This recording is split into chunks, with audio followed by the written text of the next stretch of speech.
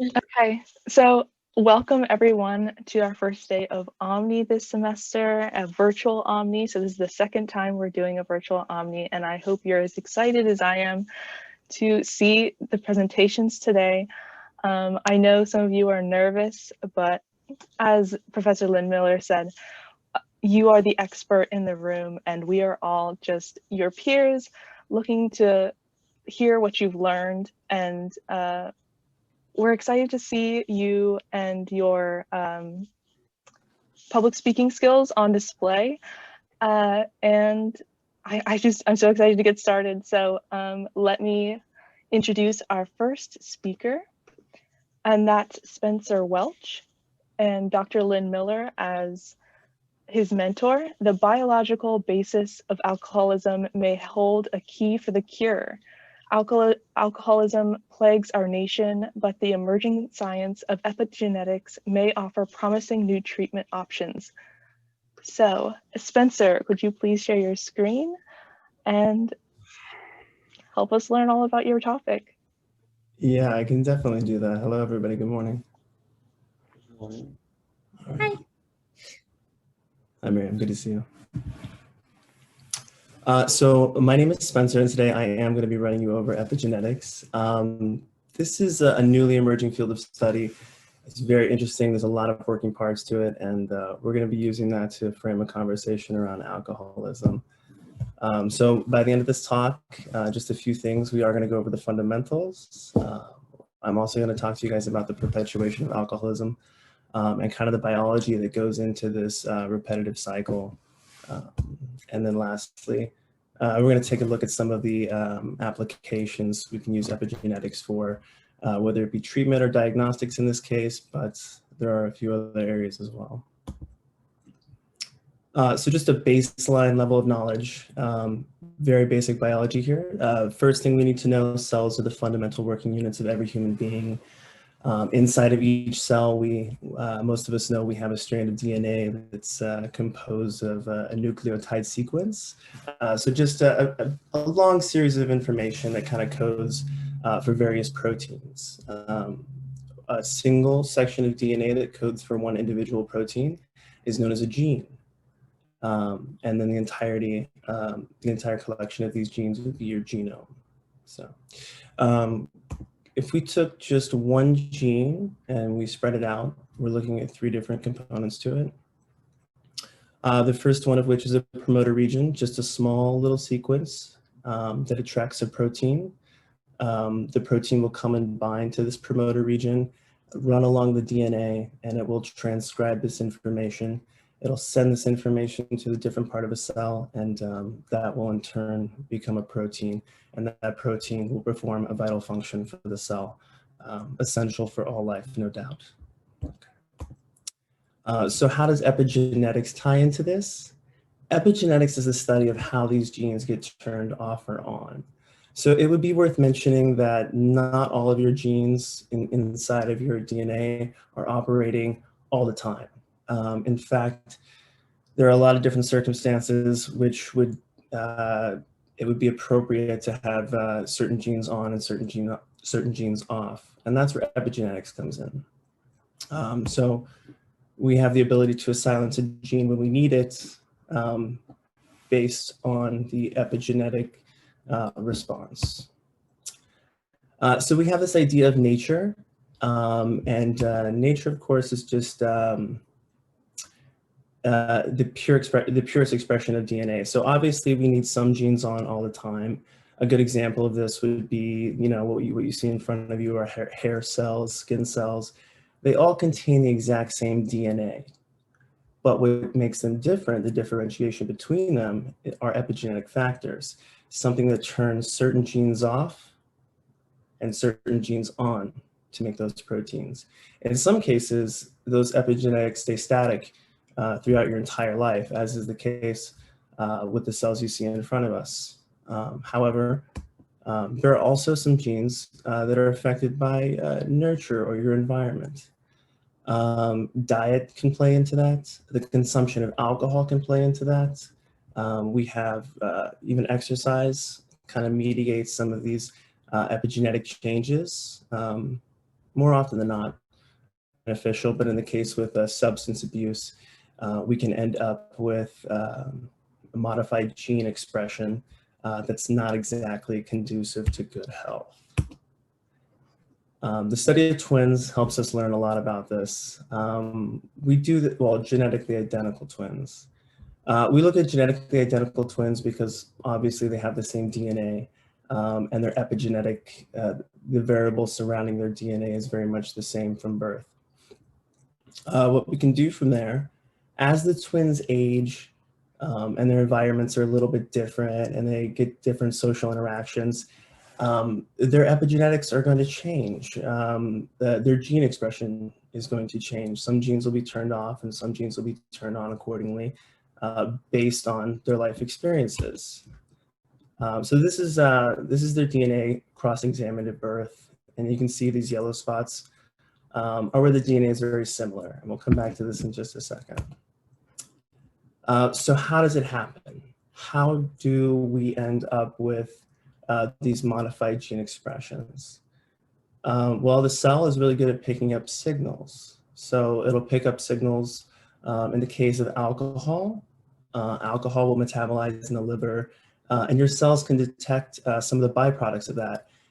And as a response, they will add these little epigenetic tags to the outside of DNA. And those tags actually mediate transcription, so they can stop a gene, or they can essentially start a gene that might need to be turned on to better metabolize alcohol, for example. Again, this is just an example of attaching.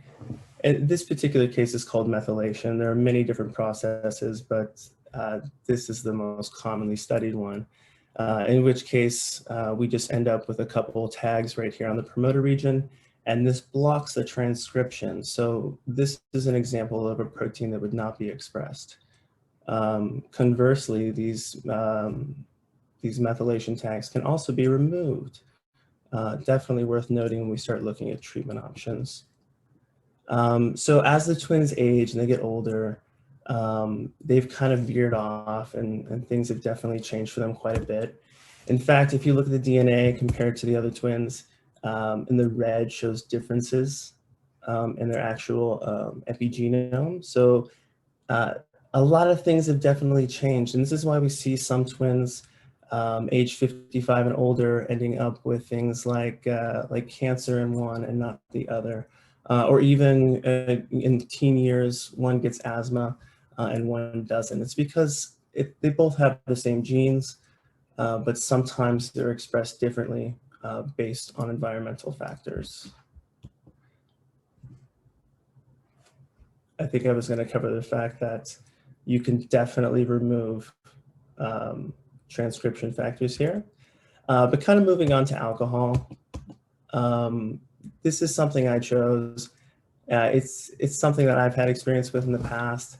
It affects a lot of people. There are 15 million people, Americans right now, and those are just adults. You're looking at roughly half a million adolescents that suffer from alcohol use disorder as well.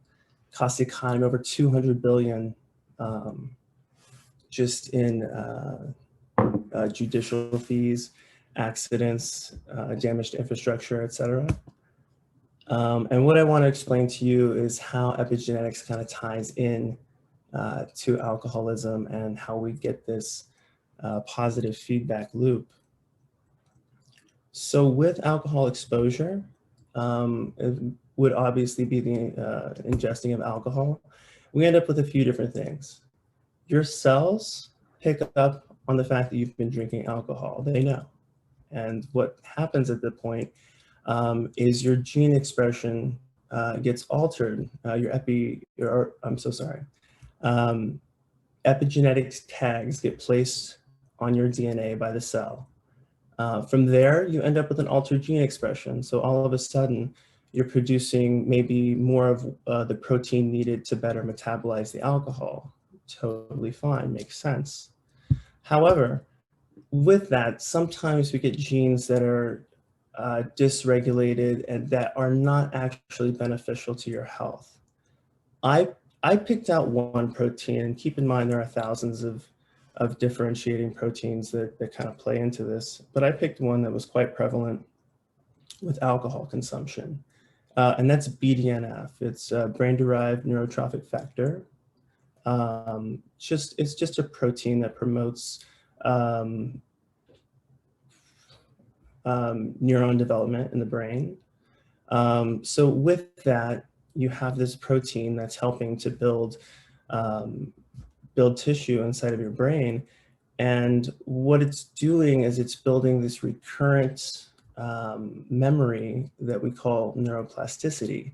Now, this recurrent memory, when associated with something like alcohol, which triggers your reward system, ends up actually causing a little bit more harm, causing more harm than good. So as you start to withdraw from something like alcohol, and this works with other substances as well, your brain knows the neuroplasticity that was formed due to the BDNF has actually associated with recurrent drug reward related memories. Your body knows that if you seek alcohol again, is you're going to get that same pleasurable response you received in your brain the first time. So as we go back around, the body reintroduces itself to alcohol, and these effects just continue to compound and can sometimes compound over a lifetime. Just further increasing gene expression, you get different proteins, and then you're affecting your brain chemistry even more as you kind of go along. How can we use epigenetics? I went two different routes on this one. I wanted to take a look at diagnostics, which is something I had not considered before, but as it would turn out, it would be, it's quite an effective tool. I was surprised to learn that only 10% of people with an alcohol use disorder actually even seek treatment. And when they are in a clinical setting, oftentimes the only diagnostic tool we have is to give a questionnaire. Imagine asking somebody, it's like, how's your alcoholism doing? I'm sure not a lot of people are going to be very forthcoming with that information. So a diagnostics tool would be very beneficial. That being said, we can use epigenetics to study biomarkers. And don't get overwhelmed here, but this is basically just a DNA test that shows that some of these epigenetic tags can be read. So if we look at these genes at the very tip top, just the dots that are labeled, those are all genes that can be read on a DNA test that are associated with high alcohol use. And this study by Liu, this is over 13,000 cohorts, and only 7 genes in this profile came up consistently high. We can convert this and we can actually create a diagnostics tool you can use in a clinical setting. This aside, imagine being able to draw blood in a clinical setting, put it through a lab, and then determine whether somebody was able to, or was drinking alcohol for a many number of years. Right now, we currently have the capacity to test alcohol as far back as 3 to 5 days. This would allow you to see how much somebody had been drinking over the span of a lifetime. And you could, a physician could intervene and possibly suggest treatment if the numbers were indeed too high or alarming. You could create a threshold for something like that. Let's see. As far as treatment options go, there are a lot of promising areas where epigenetics can help us understand and create new treatments. One way is just by inhibiting the epigenetic tags. So sometimes as the tags bind to the DNA and create those proteins that negatively affect us, we can kind of mediate that process. We can kind of slow down all that tagging when it comes to things like alcoholism. For example, we can reduce the levels of methylation, which is just the adding of these tags to the DNA. We can do this by introducing a methylation inhibitor. In this case, it's called 5-azacitidine. AZAC for short. But what we see here in a study by Warnault, and this is a study where two populations of mice in two separate containers were measured. Their methylation levels were measured after being fed alcohol consistently for 8 weeks. So after 8 weeks, we drew DNA from the mice, and we determined that you can see over here the percentage of methylation was roughly about 225% normal. And you can see 100% is normal, right, with a consistent level of water in the second population, what we would expect. And then the alcohol group, again, 225. With the introduction of AZAC, we actually got some really promising results. We can see ethanol intake measured on the side there. It actually reduced by almost half with just a single milligram administered into the population's water. So this was studied for about 2 weeks afterwards, and these results were duplicated numerous times, and these are the averages over those duplications as well. But what we see here is that there is a potential to find a medication that limits these epigenetic tags. And Spencer, you have 3 minutes left. Thank you very much. I've only got 1 more minute of content. Okay, great. We have decreased alcohol consumption over 2 weeks after the introduction of AZAC. So this is where it's really promising to kind of look at like what we would be able to do as far as the creation of medication. Administering a medicine like this, being able to reduce the alcohol consumption or the desire to drink alcohol by almost half is very promising. I mean, that's a really nice step in the right direction. There are some significant drawbacks. This was actually a medical trial with the AZAC. And what we ended up seeing here was that it decreased the level of methylation, in turn reducing alcohol intake. But what we also found was that the methylation that it reduced was also really important for spine density and other factors like, we'll go with spine density. Long story short, it mediates a lot of different processes in the body, and drugs like AZAC actually interfere with a lot of different systems. So what we see is we're not quite there as far as a treatment option goes, but I think what we should be looking at in the immediate future is the ability to diagnose alcoholism. I think that would be a huge step in the right direction. And then treatment options as things develop. I'm sure there will be different avenues, which I'm really excited to learn about those in the future. I think that was my last slide. But it's not. Okay. So just to kind of touch the fundamental concepts of epigenetics, your genes can be changed and shifted over time based on environmental factors. In some cases, you can, with the consumption of alcohol, alter your epigenome, and that in turn will lead to different proteins being produced in your body. That can lead to alterations in your brain chemistry that lead to recurrent relapse. And then also worth noting again, a lot of these changes we make to our body, these epigenetic changes, are reversible. A lot of times just by abstaining, but there will be medical applications in the future. And then again, possible treatment applications. I think what we should be looking at in the future, the immediate future, is the creation of a diagnostics unit that can be used in a clinical setting to better detect alcohol. And that is all.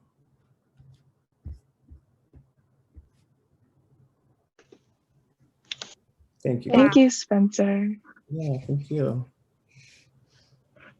Well, we're going to go into our Q&A session right now, so it's going to be 5 minutes.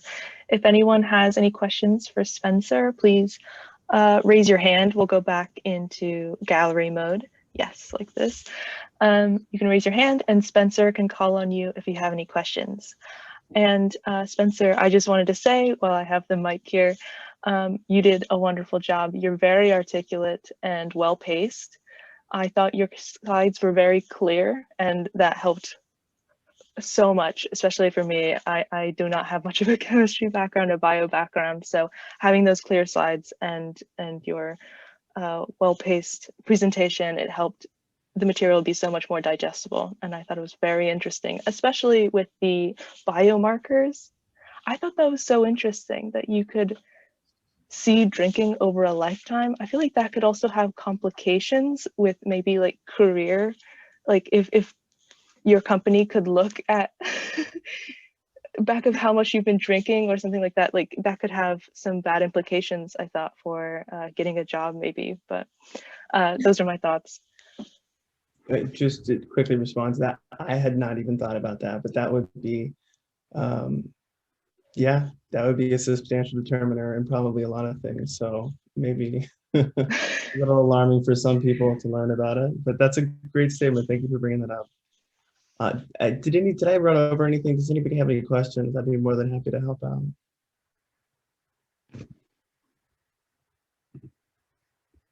And thank you, Len. I appreciate it. And so you get to call on people. It looks like Marissa's got her hand up. Oh, Okay. I can't see hands. Hold on one second. That's okay. Oh, okay. Well, Marissa, go ahead. Ask your question. Maybe I can help out a little.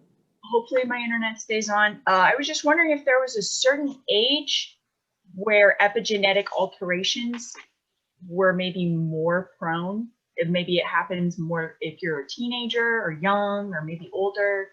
If you knew anything about that, or if that was just something not related. Absolutely, yeah. So typically, epigenetics starts to take hold early on in child development. So as you progress, it's, I would say, early on in your teen years, kind of as you're going through puberty, is going to give you the biggest yield on epigenetic changes. That's why we see a lot. I mean, trauma kind of plays into this, and I don't really have any background information on that. But we start seeing a lot of different changes coming around this area and kind of moving forward. I do know that as you get older, methylation and these other epigenetic variables have a tendency to kind of fade and drift away, or not drift away, but like kind of just relax and kind of calm down. And your gene expression then becomes relaxed as well, to a certain degree. I don't know if that makes sense. Younger, I would say you're a little bit more vulnerable to these things. Let's go with that. Thank you, Marissa.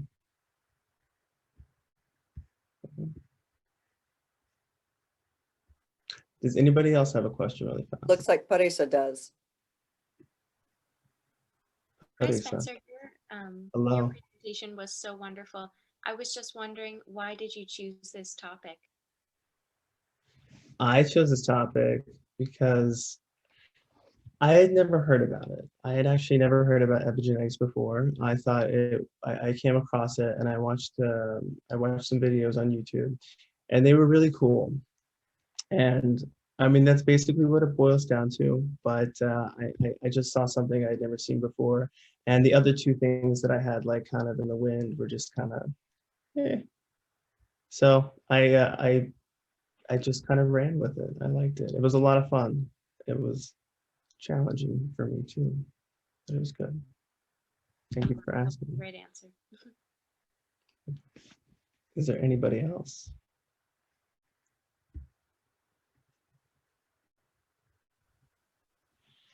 I think that's it for our questions, unless Dr. Lin, do you have one? No, I don't. I just want to reiterate what everyone else has said. Really nice job, Spencer. Very nice work. Presented clearly a lot of very complex biological information, and we appreciate that. I think everybody learned a lot. And before we move on to our next speaker, just a very quick aside for anybody who's watching me. It looks like I'm ignoring everything that's going on because I've got a second computer set up over here and I'm taking notes.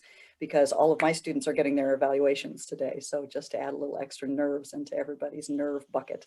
So anyway, I'll shut up now and let you continue with the session. So that I'm so glad you brought that up. We have commentary forms for anyone who'd like to fill them out. And I think Elizabeth just put them into the chat if you'd like to give our speakers some good feedback. And if you have any questions for them that pop up later, you can always ask them there and they can contact you.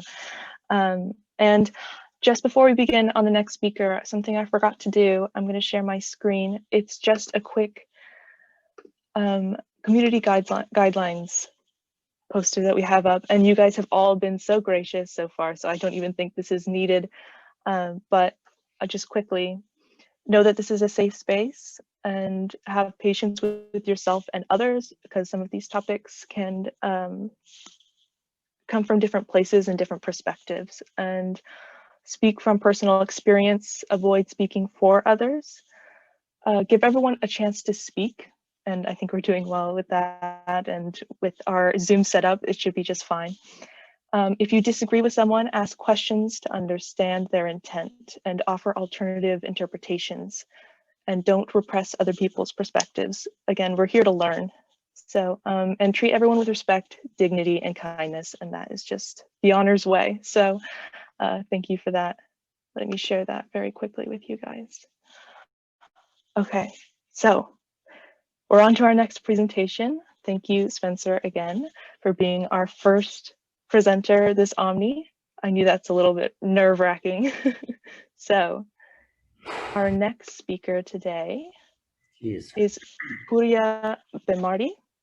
Yeah. And his title of his presentation is Psychopathy, the Crime of Nature. This presentation explores the brain and hormones involved in psychopathy, while also explaining the evolutionary value these traits had in our evolution.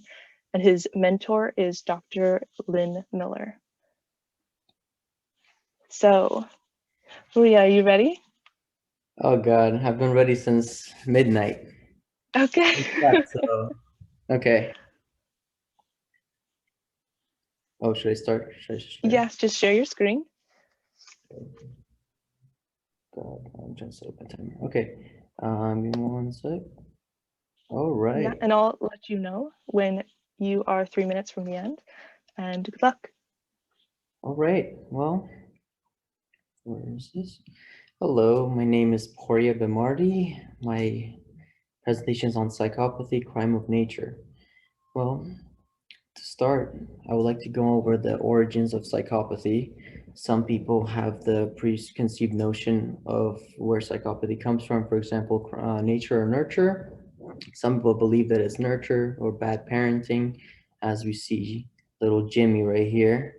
He is a nice little cute boy. He has good parents and no problems with him, no problems with his parents, no abuse. And we see that when he reaches around 5 years old, his parents find little Jimmy in the garden with the cat decapitated. Well, what happened to little Jimmy? His parents were fine. They were good to him. There were no problems. His parents are probably in denial of if he's actually a killer or a psychopath, because they believe that they did a good job or they did a fine job. But little Jimmy grows up and he becomes a psychopath. And whose fault is that? Well, we can blame nature or his genes or his ancestors into this little concoction that they made of all these genes perfectly aligned to make little Jimmy grow up to be a psychopath, like these Ted Bundy and them. So just wanted to tell you guys that this presentation is not going to be a boring one. I'll try my best to make it interesting. Here we go. What is psychopathy? Well, psychopathy is a specific type of personality disorder. It's basically, well, a mix of it is being an antisocial person, lack of remorse, bold and risk-taking or risk-takers. They're very selfish and callous. And how do we measure psychopathy? Well, psychopathy is measured using the PCLR checklist. This is a 20-item checklist with 2 factors which it assesses. Factor 1 is emotional detachment, such as remorselessness and manipulativeness. Factor 2 is antisocial behavior, impulsiveness, violence, antisocial behavior. As you see over here on the right, these are the factors which, based off of the questions, come with them. And some sample questions would be, for example, some true and falses, such as I cheat, not true and false, well, agree or strongly agree. I cheat people out of things. Another sample of question would be, in important ways, I am a superior to most people. So just give an idea of in our society, in America, 1% of all Americans are estimated to be or presumed to be psychopaths, which is around 32 million Americans. And in our prisons, that number grows to 25% of all males in federal prisons have been tested and test positive for psychopathy. For women, it's around 11 to 17% in federal prisons. And here's an interesting one for you guys. 1 in 5 CEOs in recent data that they're presumed to be psychopaths. Super cool in my opinion. So let's dive into the brain section now that we know about the origins. So the brains part, before we get into that, you guys need to know what gray and white matter is. White matter is the axons part of the brain or the neuron, and the gray matter part is the nucleus. I'm sure you guys all got that. No, I'm kidding. I guess probably did. So this is a neuron. Let me explain. This is a neuron. This part of the neuron is where the nucleus in the cell body is, basically where the headquarters is, where it gives the information, where it creates and passes it along. So this section would be the gray matter part of the brain. Why? Is because when they take it out of the body, this section is actually, it comes out gray because of the nucleus. So moving along, passing on the information, it goes through the axon. This little tube is called the axon, and the myelin sheath covers the axon. What does the myelin sheath do? Well, it's usually a white fatty insulation around it, and what it does is helps transport the information faster. And well, this picture is blue, but usually it's white, and that's why they call it the white matter. So interesting enough. Now let's dive into the brain. The part of the brain that we're going to be talking about is the prefrontal cortex, which is this section right here. And what it does is basically processes feelings of empathy, compassion, shame, and guilt. And a study done by MRIs, they tested 21 males with APD, which is anti-personality disorder, 34 healthy males, and 26 males with substance dependency, 21 psychiatric males. So what they found out was the results were that males with ADP had an 11% reduction in prefrontal gray matter. What that means is in this section of the brain, they're missing 11% of gray matter, so that nucleus part that in their neurons, so they're missing that section. So the information is very hard for them to, well, they don't have as much, so the information is harder to transport. And what does that mean to the person and how they react or act is that they don't have the ability to experience pleasure just like you and I would. So that's why hence they're callous. It's harder for them to control their behavior, and their decision-making abilities are flawed. What does that mean is that when they, for example, little Jimmy, when he sees something shiny, like a necklace on you, he doesn't have the impulse control, so he just goes and grabs it and takes it. He doesn't think about the decisions of what he's doing. So he doesn't have that much gray matter or neurons, so the information is harder for him to understand. So next up is the amygdala, this little section right here. So the amygdala is responsible for processing of emotional responses such as fear and anxiety. And in our study, they studied violent offenders. There were 13 high scores on the PCLR test and 15 moderate to low scores and 15 normal males for control. The results were that males who were on the high, who scored high on the PCLR had a 20 to 21% reduction in their amygdala volume, which means this little section, they're missing 1/5 of what we would normally have. So what does that do to them is that they are less moral, they have less moral socialization, so their moral decision making, the whole good and bad part, they don't really comprehend that as much as a normal person would. And they also lack emotions, or lack emotions. So not being afraid of consequences. So little Jimmy, when he goes to snatch that necklace, he doesn't think about, well, if it's good or bad. For him, it's normal because he doesn't process that. And another aspect is he doesn't really understand the punishment of what comes with it. He's not afraid of the punishments, like going into prison. Hence, that's why there's a lot of them in prison, because they don't have that part. So jumping into hormones and The hormones in play that we're going to be talking about is cortisol and testosterone. Cortisol is the stress hormone or the fear hormone, what we fear. So this little lady right here, that's how to illustrate what fear is. And testosterone is the hormone that creates aggression and boldness. Besides the whole manly hormone that makes us grow and stuff, it's also in this part. So the part where I'm going to be focusing on the studies is the amygdala and how these hormones affect in the amygdala. So alone, just testing for cortisol and testosterone, there really isn't much correlation. Well, there isn't correlation between the two, but when you're looking at testosterone to cortisol reactivity ratio, you would see a high association with psychopathy. So how does this really work, or what does it really mean? This part's really hard to explain. So basically what it is in the amygdala, these hormones, they balance each other out in some ways. And for example, testosterone, someone is being a little aggressive, and then it evens out with cortisol, the whole fearing, afraid. So, but in these individuals, the problem is that there's an imbalance between the hormones. So it's running more on testosterone, which means they're not really stressed out, or they fear of the consequences. So they're going strictly based off testosterone, which means they're very aggressive and they're very bold and they make bold decisions, and that's why they do what they do, is because there's an imbalance in their brain. So going into evolutionary advantages, we would see that for prehistoric ancestors, for them, it would be that the ones that survived were the men that were very aggressive, they were risk takers and better hunters. For example, you see this mammoth right here, these little guys are very bold, very aggressive, and then they're taking big risk, and when they take big risk and they bring this animal down, it equals more food. And with more food, it equals more mates. And with more mates, it equals successful passing of the genes. Moving on to the current era, we would see the evolutionary advantages of now, which is, come on.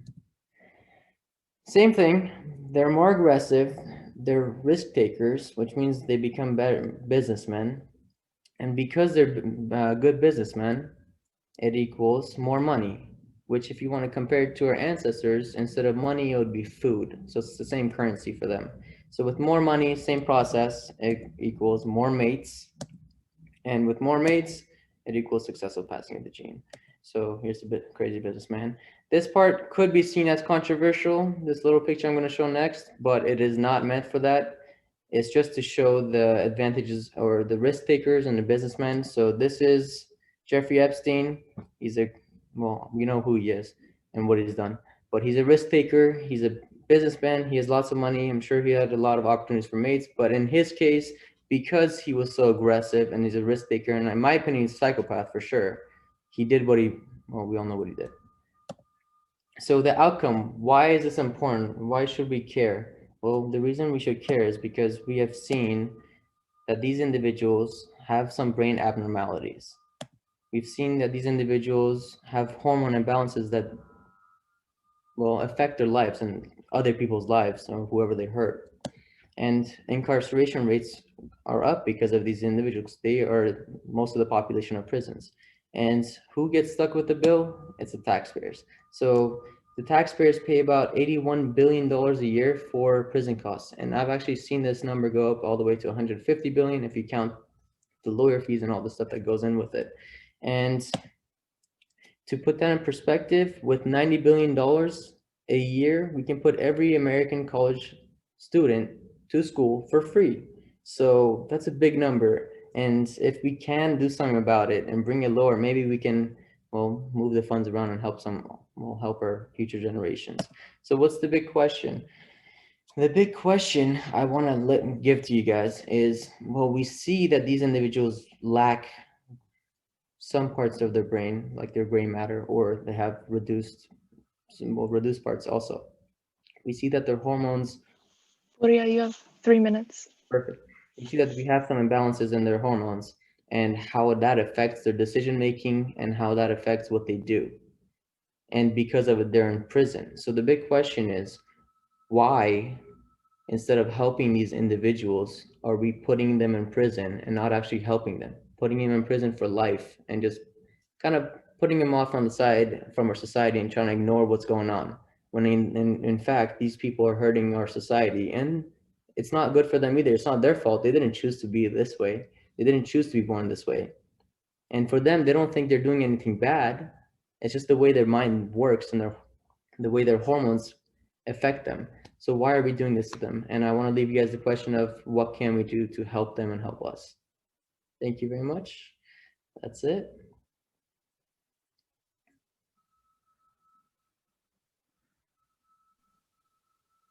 Thank you. That was very interesting. I always love those kinds of talks. I mean, I'm one of those people that go on YouTube and watches the TED Talks on all of those on psychopathy and like authenticity through psychopathy, or how to be a better leader. It's all very interesting what people can draw from the study of that. So thank you. And we're going to start our Q&A session. So if anyone has questions, Poria, you can call out to anyone who raises their hand. You can see them? Yep, I can Okay. see. Good. So if anyone has any hard questions, just don't ask. Melissa. If that was me, I was just wondering if you had a theory as to why females have less, are less likely to be psychopathic. If they're like, why the males are more likely. Do you think it has something to do with hormones or the way their brains develop? If you had an idea. That's a good question. I've actually kind of thought about that, and I think for males, why they're more prone to it is because one, it could be because of our ancestors. The men were the ones who had they had to be more aggressive. They had to be, well, whatever the psychopaths are, they're crazy and they're aggressive. They take what they want, they do what they want. You know what I mean? So that could be one reason. Another could be because of, I think, testosterone in general.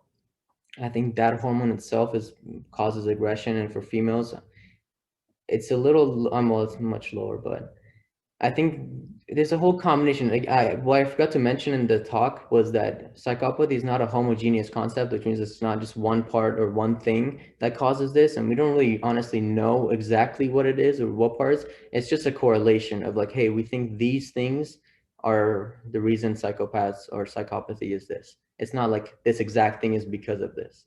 Because that causes psychopathy. I'm sorry. Good question. Thanks for easy one. Zoe.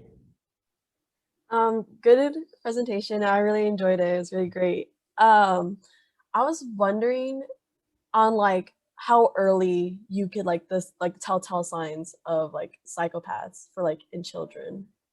That's a good one. I said no hard questions. Sorry, I'm sorry. Okay, well, I'm not really honestly sure. I don't think it's very early on because they have to be kind of moving and going and start thinking and being a little individual. But I think it's pretty early on because there's a lot of stories or these serial killers and all these people that they've recorded back that they've been like dissecting animals or their cat or like their squirrels or animals in their backyard when they were very young. But I don't think it's anything like 2 years old. Maybe, yeah. I don't know. I'm assuming from what I know, it's after that period. Okay, thank you. You're welcome. Professor Miller, did you see what they said? They said it was great. So I think they said I should get some extra credit too. I'll tell you what, Poria, you and Mariam and Spencer hang around for the next session. I'll be happy to offer you extra credit if you guys want to hang around and hear the next 3 talks and ask them some really hard questions. Zoe's going to be making her presentation, as is Marissa. So you can hang around and ask them really hard questions. Okay, I'm sure. Well, Poria, I'll ask the hard question. Nobody else is asking it. What do you propose? Do we just let all these people out of jail? What's that? What do you propose? Do we just let all these people out of jail? I mean, after all, the fact that you murdered 10 people and ate them for breakfast, it's not your fault. So should we just let you out of jail and let you wander around to eat 10 more people? No, I don't think we should let them out of jail. I think we should maybe start making it okay to test people. We'll test kids when they're younger or find out a little sooner before it gets a little too late. Maybe there's some kind of rehabilitation process that we can put them through, or we just get an island, put all these people there and let them live together. Honestly, what else are you supposed to do? These are the really hard questions. And Poria, I love that you've been tackling some of those really hard ethical issues. Right. I Did know. you, in fact, run across anything about treatment, therapy, transcranial vibrations that could bring your amygdala up to speed? Anything like that? Well, I wasn't really focusing on treatment, to be honest. I was looking at just like the brains and hormones and evolutionary advantages. I mean, if there was, I love that idea. You know, if you can detect it early, is Right. there actually behavioral modification? We know that there's a lot of really great behavioral modification that you can do, whether it's for alcoholics or, Right. you know, drug addicts, and why not There's a- psychopaths as well? There's an interesting thing. I don't know if it could be with psychopathy, but I know like there's this test where it's like you just watch like almost like a video game kind of thing. They have EEGs on you, and then if it targets certain parts of your brain, like was it waves, then they reward you and they condition you to start doing that. So maybe in the future, but I don't think there's anything now, or else we wouldn't have this problem. So Nice thought. You got to start with the thought, then you make it action. Yeah. cool. All right, thank you, Priya. That was very wonderful, and we're gonna go on to our next presenter now. And to introduce, get this side of here. So we have Mariam Keshmari on Artists Are Born, Not Made. This presentation explores the brain and hormones involved in art production, followed up by the evolutionary and fitness value artistic qualities had for our ancestors. And her mentor is Dr. Lynn Miller. So, Mariam, if you want to share your screen and get started, I will give you a 3-minute pass at the end to know when to finish things up. And good luck. Yes, will do. Hi, everyone. Just gonna share my screen real quick. Can you guys all see it? Yes. Okay, wonderful. Okay, perfect. Okay. Artists are born and not made. Well, why do I claim that? Have you ever found yourself looking at, art pieces by Da Vinci or Michelangelo or Monet and thinking to yourself, how does this person produce such a realistic piece of art? I mean, practically looks real, right? So I'm here to answer that question from a biological and neurological point of view, and then followed up by why these characteristics or biological qualities were conducive to fitness and hence selected for bioevolution. Creativity in general is still, scientists are still looking to define it and find new ways to measure it. But I am looking at creativity from a perspective of who can create the most realistic piece of art, right? So just like you see in this picture, it was created by a contemporary artist and it looks extremely realistic. So that's what I'm defining and measuring artists by, how realistic they can get. So let's just dive deep into the biological side of things. The first study that I investigated looked at the brain and looked at the synchrony in the brain and the hemispheric dominance between a group of artists and non-artists. Synchrony simply means the connections that different areas of the brain have with each other and the synchronization between them. And hemispheric dominance obviously means which hemisphere was more dominant. So in this study, they looked at 19 female artists and non-artists, 10 artists and 9 non-artists. They looked at them while they were mentally composing a drawing. So they weren't looking at a subject, they were looking at a blank wall and sort of composing the drawing by memory. And they were using EEG scans.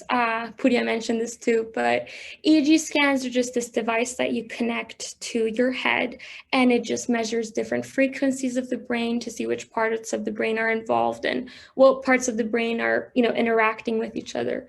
And what they discovered when measuring synchrony was that artists had higher levels of synchrony, and they were able to pull information back from their long-term memory faster and more efficiently than novices. The areas of the brain responsible for this are the hippocampus, the neocortex, and the amygdala. That's where the long-term memory is stored. And artists were way more efficient in bringing that information and using it while mentally composing the art piece as compared to the novice group. So that was the first conclusion that they came to. And the second one was, you know, as the popular belief, the right hemisphere is the dominant hemisphere when it comes to you know, being an artist and being creative. However, it is important to note that all of these studies suggest that all areas of the brain have to be involved, both from the left and from the right. It is not just the right hemisphere. There are multiple areas in both hemispheres that have to be involved. But yes, artists are way more dominant than non-artists in their right hemisphere. So that was the second conclusion. The next study that I investigated, this time they went and looked at the brain from with FMRI scans. FMRI scans is this machine that you guys see in this picture. You just go inside it, and it looks at blood flow in different cortical regions, right? And it simply means more blood flow, more activity. So wherever the blood flow is more, they know that part of the brain is activated. And for this study, they looked at one expert artist as compared to one novice that had no formal training in art or painting or drawing or anything like that. And what they noticed was that the novice engaged more of his right posterior parietal area, which is responsible for face processing abilities. And so that part of his brain was really involved with trying to understand and process the features of the face, as compared to the expert artist that wasn't too concerned with the facial features as opposed to the meaning behind them. He was more concerned with that. And he also had more activity in his right middle frontal area, which is responsible for hand-eye coordination and synchronizing the hand and eye movement. And he was more advanced in that, and he had enhanced abilities doing that, coordinating his hand and eye movement. And the last study I looked at on the brain was scientists looked at 46 students, so 23 art students and 23 students with no formal training in art. And they measured their local and global visual processing abilities by making them fill out some questionnaires and also doing some computer-based vision and drawing tests. Now, before I give you the results, what does local and global processing abilities even mean? So local is simply looking at things in a more narrow, detail-oriented way, as opposed to global, which is just looking at things in a more big picture way. And what they noticed was that despite which group was more enhanced in what area, what was the key to the artist group being able to compose the realistic drawing was their ability to sort of switch between these two abilities from local to global and vice versa quicker and more efficiently. And that was the key element that the artists were more advanced in that led to them being able to compose such realistic drawings during the experiment. So obviously the brain is not the only part of the biology that I'm going to look at today, and also hormones is another part of the biology between artists and non-artists that they're super different in. Not super, but quite significant, and especially in the hormone oxytocin. Oxytocin is known as the love hormone, as the mother-infant bonding hormone. As you guys see in this picture, it's produced when you hug someone, when you even touch someone that you love. It's produced during labor, sex, orgasm, all of those stuff. Oxytocin is present, and I am here to tell you that artists have more of it. Why? Well, in this new study on oxytocin, they looked at 20 couples, half of them engaged in board games and half engaged in painting and creating art together. And they noticed that the couples that were engaged in painting and an art project had higher levels of oxytocin as opposed to those that were engaged in board games. There was more even flirting going on, and they were more touchy and stuff. They were sitting closer next to each other, concluding that the activity of painting or producing art led to that higher level of oxytocin. So we've discussed the biology, right? The differences. Clearly, there are some significant differences between the neurology and biology of an artist and a non-artist. But why? Why were these traits passed on generation to generation to now persist in our society today? What was so special about them? How did they help our ancestors to then be selected for by evolution? Well, to start with, the hand-eye coordination, right? When you think of hand-eye coordination today, you think about throwing a ball in the hoop, right? For our ancestors, it was throwing the spear. And the more you were able to angle it right, target everything and coordinate your hand and eye movement to hit that target that you had, the more likely you were to hunt. I'm sure the rest is obvious. The more you were to hunt, you would eat more food, which was conducive to fitness. The more food you had, or you were able to provide, the more mates you have, and the more mates you had, the more offspring you had, which is the entire point of natural selection anyways, right? Continuing the species and producing more offspring. So that's one. The next one is the enhanced visual abilities. In the dangerous prehistoric times, our ancestors had to be aware constantly, all the time, for animals like this that you see on the left side, or even other tribes, other threats, any kind of threat. It was a threatful environment, right? So the enhanced visual abilities helped with that, and people that had those enhanced visual abilities were more than likely to survive as opposed to those that didn't. The last one, and I think one of the most important factors, or the important things that art gave us and how it was helpful for fitness and evolution, was the oxytocin produced while producing art. So in societies, in little hunting gathering societies, or in communities that they created art, like this cave painting over here, the higher levels of oxytocin led to mother-infant bonding, which is one of the crucial factors to survival, right? Human infants are so weak. I mean, human as a species is weak, but the infant is even more weak. And without the protection of that mother, or without the mother having that bond to even want to take care of the infant, they're more likely to not survive, right? They're not going to survive, they're going to die. And so by enhancing that bond, if you will, it was also beneficial for fitness.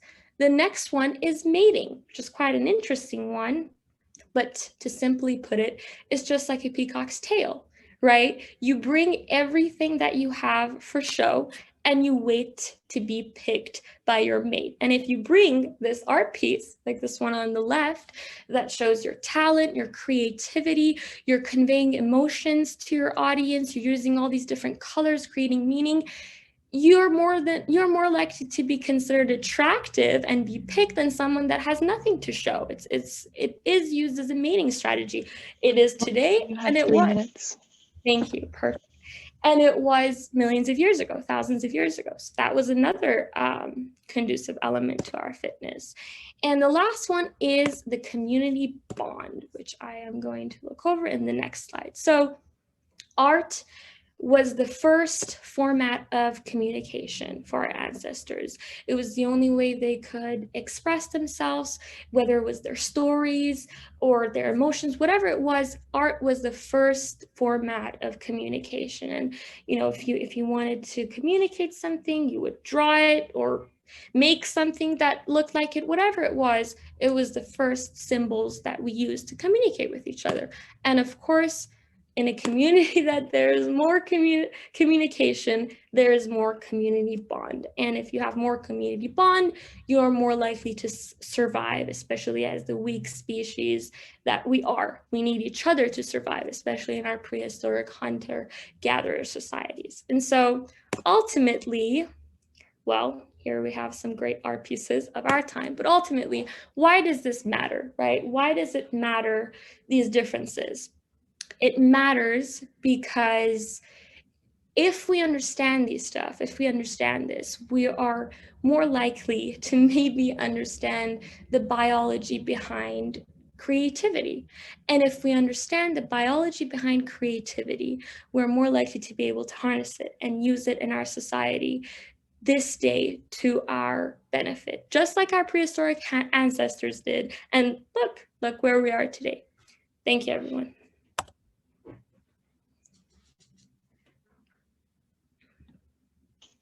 Thank you, Mariam. That was very good, very interesting. And I thought you had a wonderful flow to that whole presentation. It was very interesting, your conclusions. So I'd like to open up the floor to a Q&A. Raise your hand or put your question in the chat and Mariam will call on you. Okay, wow, I have so many questions. Zoe, please. Well done. That was really interesting. I really like that. So like, yeah, why did you choose the topic? Like, are you an artist? Well, I mean, yes. Honestly, it just boils down to that. I've never had any formal training, right? No one in my family really paints, so it was sort of like my own question too, but I had never looked at it from an evolutionary perspective. I always looked at it, okay, I don't know, maybe somewhere along the way I practiced when I was a kid, I just don't remember. You know, I always put it to that, and because I had never looked at it from an evolutionary perspective, I found it so fascinating to research, and it was really fun, and I got a lot of my own answers, to be honest with you, but yeah, Awesome. let's just go with that. That was the main reason. Yeah. Thank you for that question. No problem. Okay, who we have? Puriya, please. Hi. Well, Hi. my question is, some people say that, well, they have a question, nature versus nurture, in which they say, well, what if I practice enough? Would I be the same as someone who's born as an artist? That's okay. So that's an interesting question. I've thought about it for about 3 weeks now. So the truth is, let's just go with this, right? Like I said, there's still a lot to be discussed and learned and identified about the nature of creativity and art and all of that. But it seems based on all the research that's out there and, you know, the research that I used in my presentation, that if you have these biological advantages, okay, as compared to someone that doesn't, and you guys put in the same time and effort, it seems like the person that does have these biological advantages is still going to be more advanced. That's as far as right now, okay? I'm, you know, it's still open. We still have to figure out all the things that really go into creativity. But as far as right now, let's go with that. Thank you for your question. All right, let's see.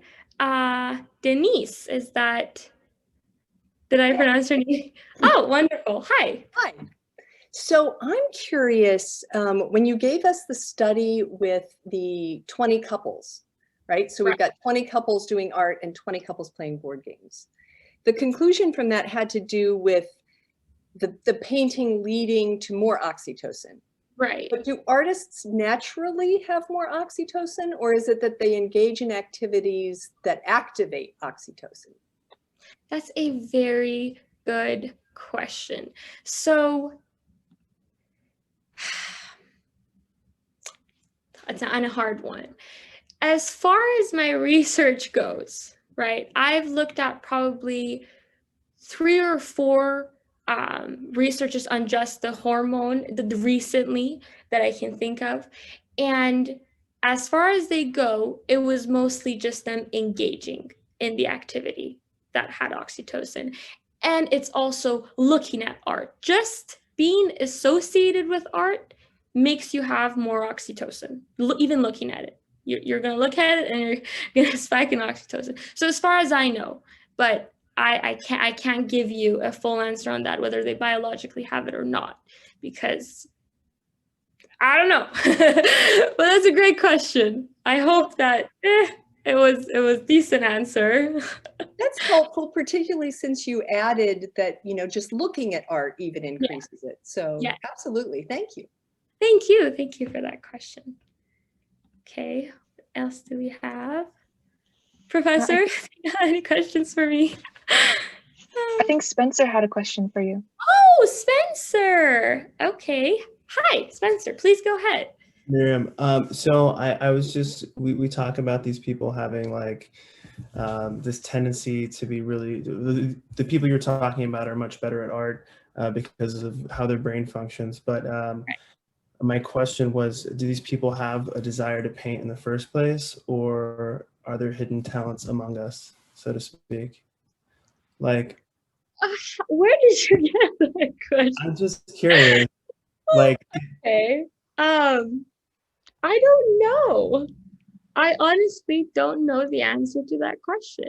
See, the thing is with this topic, honestly, everyone is sort of like at the basis, how do we define this? How do we measure this? How do we even know? All that we can do is just look at different people, see what happens in like a certain situation when comparing the two, but we are still looking at like where the inception was, right? What happened? Like what, so many things go into it. What is it? What is even creativity, right? So I don't know. I can just tell you from my own personal experience. I always had the desire to paint without fail. My notebooks from back in middle school, there's no notes in them. It's all just drawings of faces. So I can only go based on my own personal experience. But to be honest with you, I have not found the answer to that question. It would be so cool if I did, though. Honestly, very thought-provoking presentation. Thank you so much. Great job. Thank you for that. Thank you for that question. Thank you, guys.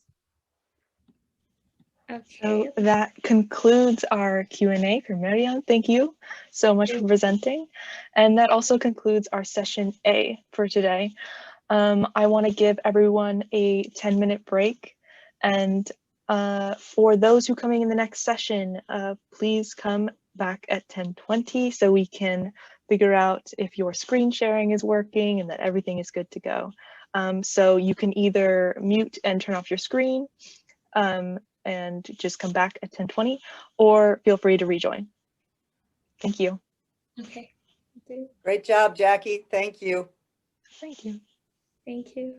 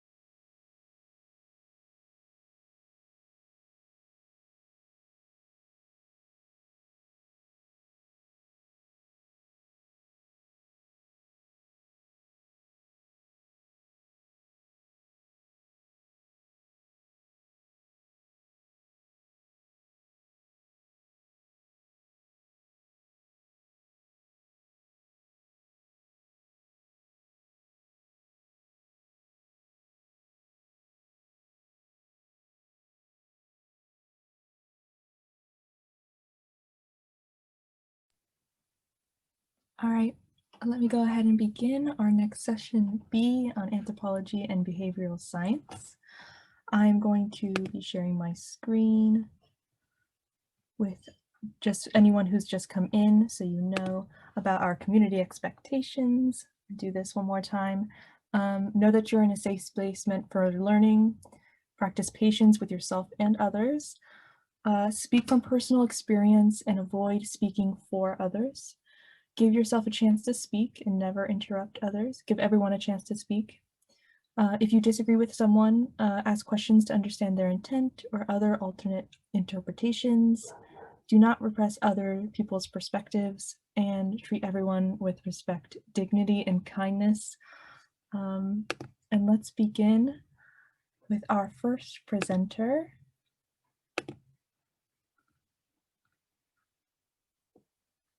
Marissa Mesolesta, and her title is Aboriginals and the Australian Government, One Step Forward or Two Steps Back. This project explores the plight of Aboriginal Australians, the role the Australian government plays in empowering change toward equality, and repercussions of these government initiatives. And her mentor is Dr. Lynn Miller. So good luck and thank you.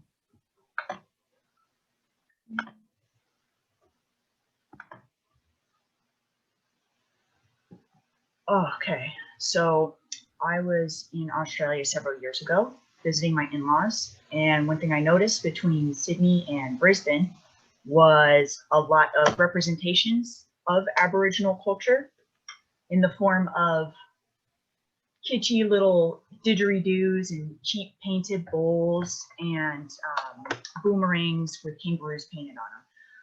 But what I didn't notice were Aboriginal people or any other representation of their culture besides the visual aspects. So I thought that was interesting. What I'm here to talk about today. Oh, first I would like to mention that there are images or depictions of deceased individuals in this presentation, which is an important cultural disclaimer when referring to Aboriginal Australians. So my thesis statement is that the actions of the Australian government, whether intentional or not, has contributed to Aboriginal Australians remaining disadvantaged in health, financial independence, and access to native lands.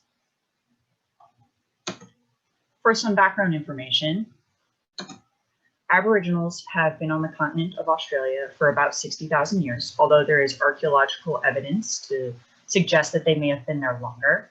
And they are a hunter-gatherer tribe, nomadic, and developed after 60,000 years a very strong connection and bond to the land. The continent of Australia was founded as a colony by the English Empire in 1788, and they established terra nullius, which essentially means no man's land, up for grabs, free to colonize. However, there were definitely people living there. So the indigenous population was moved, relocated, killed if the disease didn't get to them first, and then sent to missions or assimilated for labor. So the Aborigine Protection Act of 1909 was where the government gave courts the ability to take children or remove children from their homes in their best interest. And these children were put into missions or adopted out. This led to the stolen generation. So between 1910 to 1970, these children were being taken from their homes, and the parents would not be informed about their whereabouts or their well-being, hence the stolen generation. In May 27, 1967, Aboriginal Australians gained full Australian citizenship, as long as they renounced their kinship and family ties, which would become problematic for gaining their native rights to their lands. So the Native Title Act of 1993 came about after the 1992 case, model case, which gave the Murray Islands back to the Torres Strait Islanders of Northern Australia. So this case was where the government officially recognized ancestral rights to land. In the Northern Territory Emergency Response Act of 2007, This was passed by the government in response to a government report titled Little Children Are Sacred, which outlines child sexual abuse occurring in homes all across the Northern Territory. So for reference, major cities, about 35% of Aboriginal Australians live in major cities. These major cities are mostly coastal. However, the Northern Territory itself, 1/4 of the population of this territory self-identifies as Aboriginal. So for health, Aboriginal Australians experience higher rates of morbidity. On average, their lifespan is about 10.6 years shorter than non-Aboriginal Australians. Here for males, we have over a 10-year difference between non-Aboriginals and Aboriginals. And for females, it's a little less than 10-year difference, but it's a significant difference. This is exacerbated by illness, the prevalence of chronic disease and illness. Aboriginal Australians are 3 times more likely to develop diabetes and 2 times more likely to develop heart disease than their Australian counterparts. And both of these causes are responsible for 40% of excess Aboriginal deaths. Not only that, trachoma is still an issue. It is a bacterial infection of the eye, if left untreated, can cause blindness. This has been eradicated in every single developed country except for Australia, because it still persists in these remote Aboriginal communities. So lack of access to healthful foods is considered by the World Health Organization to impact the food security of Aboriginal peoples. So we have, in order for food security to be established, you must meet these 3 criteria: food access, food availability, and food use.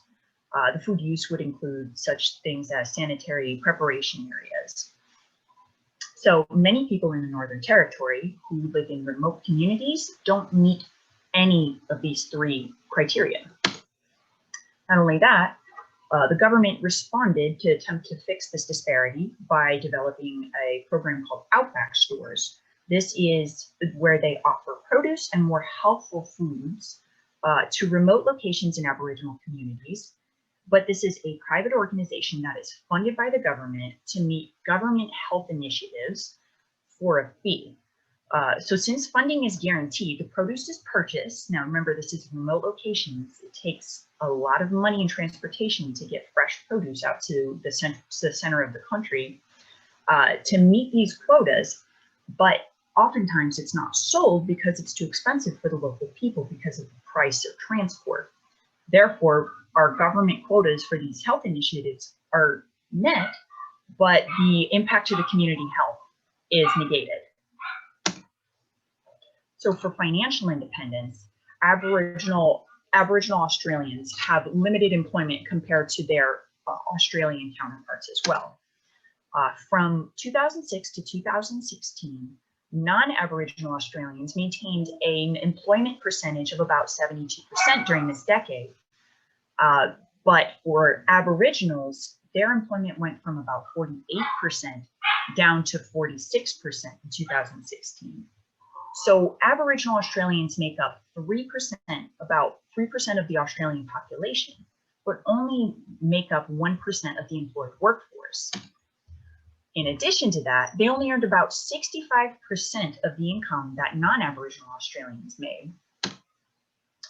So despite the initiatives to promote Aboriginal employment failing, they failed to bridge the cultural divides. Often there are cultural barriers to job retention, such as transportation, access to internet access, and kinship obligations, such as mourning, which is very culturally important.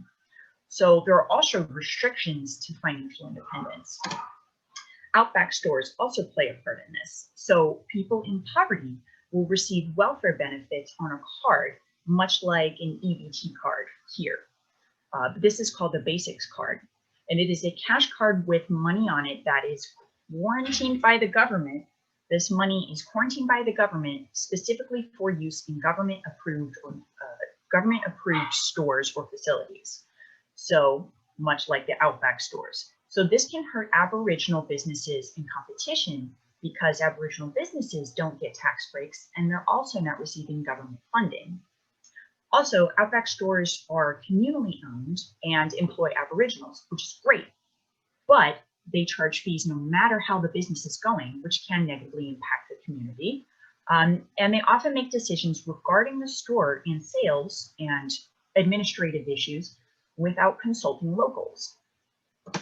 For the Northern Territory Emergency Response Act, part of this initiative for the Northern Territory was that they instituted restrictions on welfare, which includes compulsory income management and withholding of funds if children miss school, so for truancy, which sometimes is the case for cultural significance, such as mourning or going to other family obligations. Now, access to native lands. These people have lived there for 60,000 years. Heck yes, they developed a strong relation to the land that they lived on. So because of that, and all the being removed from their land, they've lost their spiritual connection to their ancestral home. So they develop everything. Everything is connected to the land, from their ceremonies to the materials that they make for their clothing, their medicines, from their names to their art. It's all connected closely to the land and their coexistence with nature, which ties into their spirituality. Also, oral history, that the loss of connection to the land and the disruption of their kinship and family systems has only been exacerbated by the stolen generation and the subsequent loss of land knowledge from losing all that oral history. The loss of access to nutritional and economic independence is also evident. They've lost their ability to do what they want with their land, if they want to hunt and gather on the land, if they want to build a business. And native title, in order to get their lands back, it has to be proven in court. Now, with oral history, as a culture with oral history, that's going to be really hard to prove in court, and it is, and it has been. There are also, if they do manage to win their land back, extreme limitations to what they can use their land for, such as for farming or leasing it out or starting a business on it. They have to live their life traditionally in order for them to have their land back. And this means they can't be more dissuasion of Aboriginal entrepreneurship as well. So conclusions. Since then, the stance of the government toward the Aboriginal Australians has changed significantly over the years. Here we have former Prime Minister of Australia, Kevin Rudd, apologizing nationally on behalf of the Australian government for all of the atrocities committed against Aboriginal Australians on February 13, 2008. Despite this, Aboriginal health remains among the worst in developed nations, despite significant government health initiatives, despite the Outback stores, despite the basics card quarantine, despite the healthy foods initiatives. And this is mostly due to the fact that they still remain in a very poor socioeconomic standing. They also remain highly regulated by the government and extremely financially dependent as a community. And their access to their native lands remains restricted, and it is a battle that is ongoing today. Marissa, you have 3 minutes. Thank you. So government interventions fall short in addressing and solving issues because of lack of consultation with and removal of independence from Aboriginals. So why is this significant? We can make comparisons to other systemically disadvantaged groups, such as Native Americans and African Americans here at home. And we can see the differences in government approaches, what works, what doesn't. The Murray Islands being returned to the Torres Strait Islanders people versus how the Dakota oil pipeline is going. And there are also relatable hurdles. These people have gone through very similar things, such as separation, displacement, disenfranchisement, racism, and attempted genocide. And it is one of the world's oldest continuous cultures and should be treated as such, should be treated as precious, something we can learn from, look into our history about. Aboriginal Australian cultures are suffering and fading away, and the Australian government needs to reassess its approach before it's too late. There's my citation. Thank you.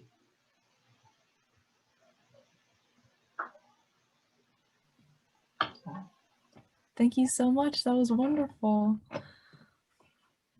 Great job. We're going to go on to our Q&A now. So if anyone has any questions, please raise their hand and Marissa will call on you, or I will read from the chat. Priya?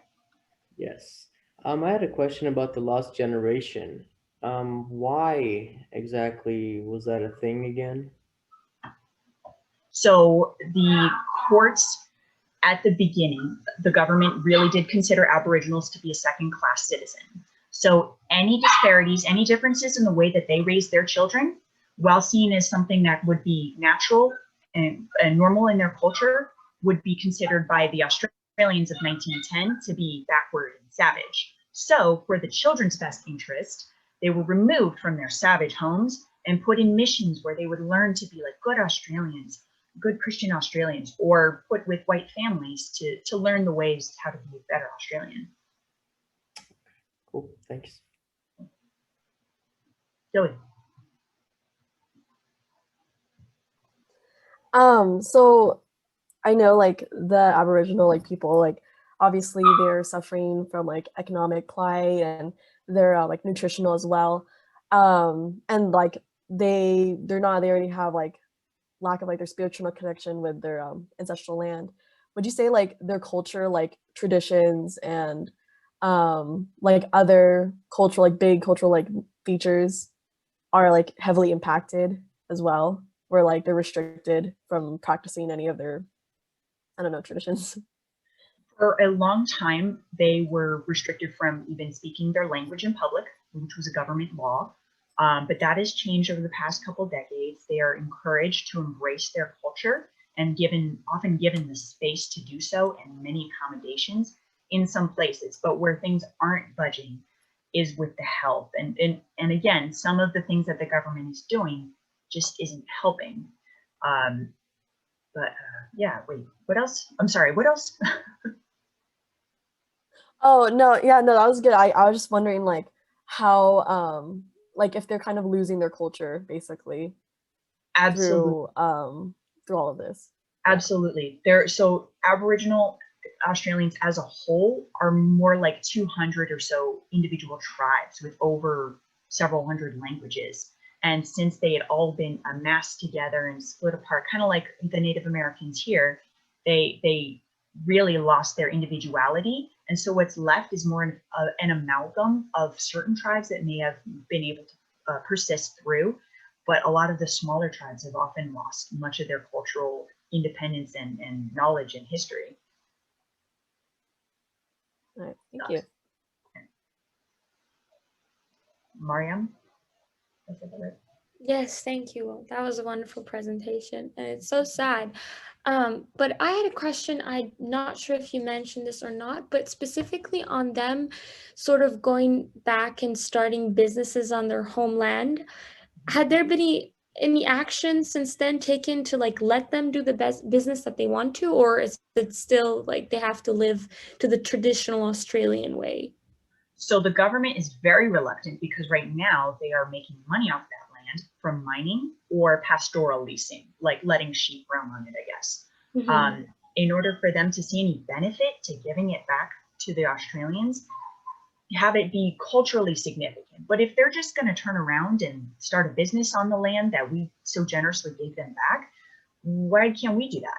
So I feel like there's reluctance to return the lands because if they're not making a culturally significant impact or money off of it, they don't want to do either. So often there's the Aboriginals aren't allowed to lease out their land and do pastoral leasing, even though that's exactly what the government was doing, or even lease their land from mining. Despite them, that being their land, they can decide what they want with it. Lots of stipulations and restrictions. Thank you so much. Thank you.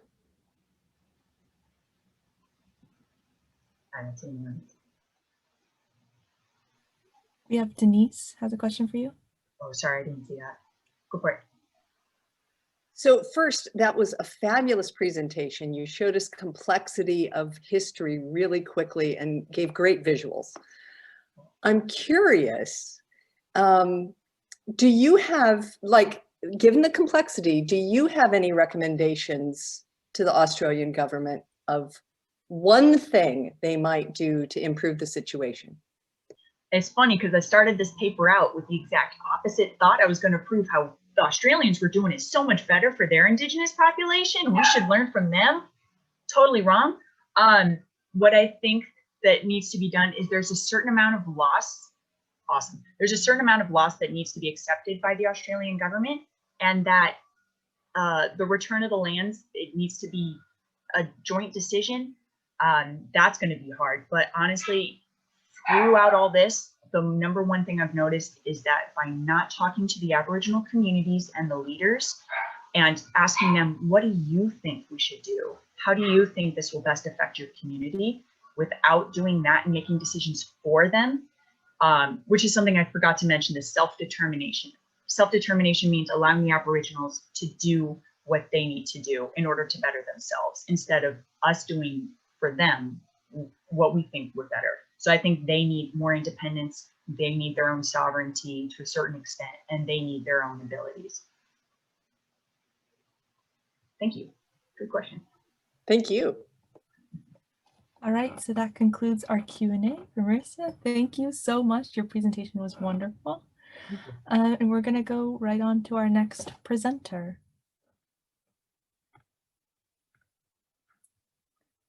That would be Zoe Matarang, and it's the destruction of the Uyghur culture. Over the last 2 decades, the Chinese government has actively oppressed the Uyghur people. Currently, the Uyghurs are facing the extinction of their culture. And the mentor for this presentation is Dr. Lynn Miller. Thank you so much, Jackie. Okay, let's see if everyone can hear me. And Yes. Great, okay.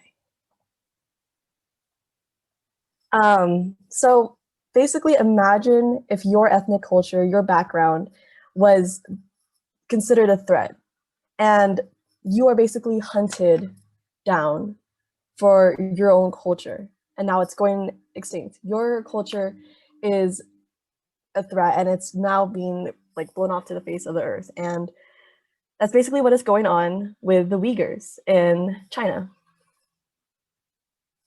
So for my thesis, China's restrictive policies in the region Xinjiang, as well as the mass incarceration of the Uyghur population in concentration camps, has led to the current genocide upon the Uyghur culture. So some background information, there's some key terms that are important to know. That includes an autonomous region, which is a dependent territory of a country. It does practice self-governance, but only to a certain extent. And separatism, so in terms of colonialism, it is a movement that advocates the independence of foreign territories from a country that is occupying and controlling that region. Now, cultural genocide is exactly what it sounds like. It is the eradication of a culture. And this can be through the destruction of artifacts, restrictions on religious freedom, education, and so much more. Now, the social credit system, this is a system that is implemented in China. It's basically it's a national reputation system where they track its citizens, and they basically track on the reputation of if they track everyone who may be considered a threat, or if they're on a good note, things like that. So China basically has a system that under extreme surveillance, basically. And some information on the Uyghur history. Their culture dates back to the Han Dynasty, which is about 206 BC to 220 AD. They are descendants of nomadic people, where they did use horses as their form of transportation through and throughout Asia. And they are Muslims. They do practice Islam, and Islamization occurred between the 10th and 17th centuries. And eventually, around the 18th century, they settled in the region that's now known as Xinjiang, or sometimes is also known as Uyghurstan. So information about the Uyghur identity. They are of Asian Euro descent. So they have Turkish descent, they are related to like those in like Kazakhstan, Turkey, all those other cultures. They are considered an ethnic minority, especially in China. There are only about, I think, 50 ethnic minorities. So they are definitely a small population within China. And they do have their own language, also like known as Uyghur language. And as previously mentioned, they do practice Islam. So religion plays a major role in their culture. So conflict between the Uyghurs and the China, back into like 1930s, they recognized themselves as their own nationality, and they were independent for a while up until like 1940s. And this is when China decided to occupy Xinjiang. And by 1956, they declared it the Uyghur Autonomous Region of China. So Xinjiang is highly valued because they are abundant with many natural resources, such as oil, natural gas, copper. So that is why China highly values that area. And over the years, the Chinese influence increased, and more Han Chinese, which is like the majority of like the Chinese population is known as Han Chinese. Over the years, they assimilated into Xinjiang, and that's when problems began. This is when the Uyghurs in Xinjiang were like, there were tensions where the Chinese influence were getting a bit more irritable. And the Uyghurs formed this separatist movement. And eventually separatism and terrorism became synonymous, where the Uyghurs decided they did not want anymore, they didn't want the Chinese occupation to really affect their culture, their homeland. And with separatism and terrorism becoming synonymous among Chinese, anti-Uyghur sentiment grew throughout China. And there were raids that were conducted throughout Xinjiang, and dozens of injuries and fatalities were a result from these raids conducted by the Chinese police. So some background information on the state of Xinjiang. Again, as previously mentioned, they do have a social credit system, and it is heavily enforced. And basically over 500,000 facial scans of Uyghur people have been conducted. And it is under extreme like police state. So there are constant checkpoints, and there's an extreme invasion of privacy through this surveillance. And as you can see, this is just a basic road in Xinjiang, and there are multiple cameras, like all these cameras just down this one street. And some statistics on the arrests in Xinjiang. Again, there have been several raids and many arrests conducted in the area. And in 2017, the arrests made in Xinjiang made up about 21% of arrests made in China, which, if you know China, it is extremely big. It is one of the biggest countries in the world. So the fact that this region made up 21% is just unbelievable. But again, these statistics are very iffy, because it does stay about like 227,000 out of a million in China, which are, I don't know how reliable these statistics from China are. There are probably millions more arrests and more statistics that are missing or not reported. So some background information on the Uyghur population. They're estimated the Uyghur population today is about 22 million. However, in the last 60 years, the population has decreased about 30%.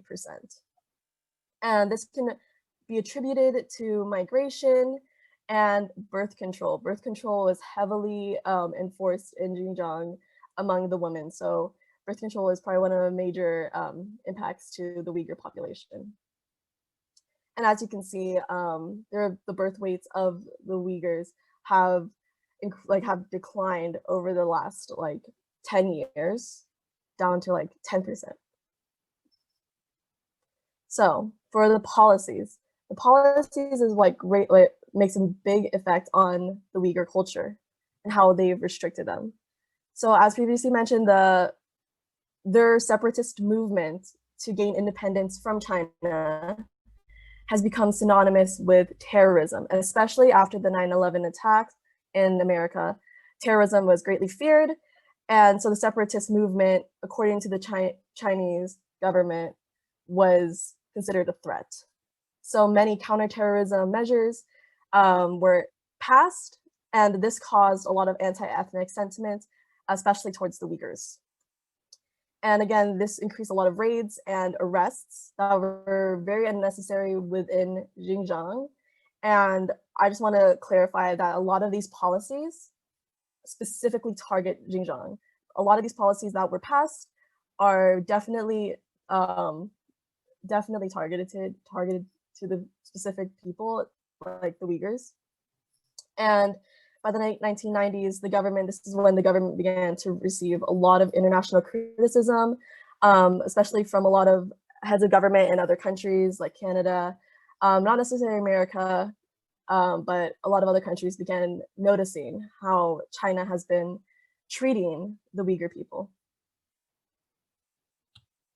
And censorship. So eventually, about 1990s, the Uyghur people decided to publish their own content that promoted their own Uyghur culture. And it did emphasize a lot of separatist themes.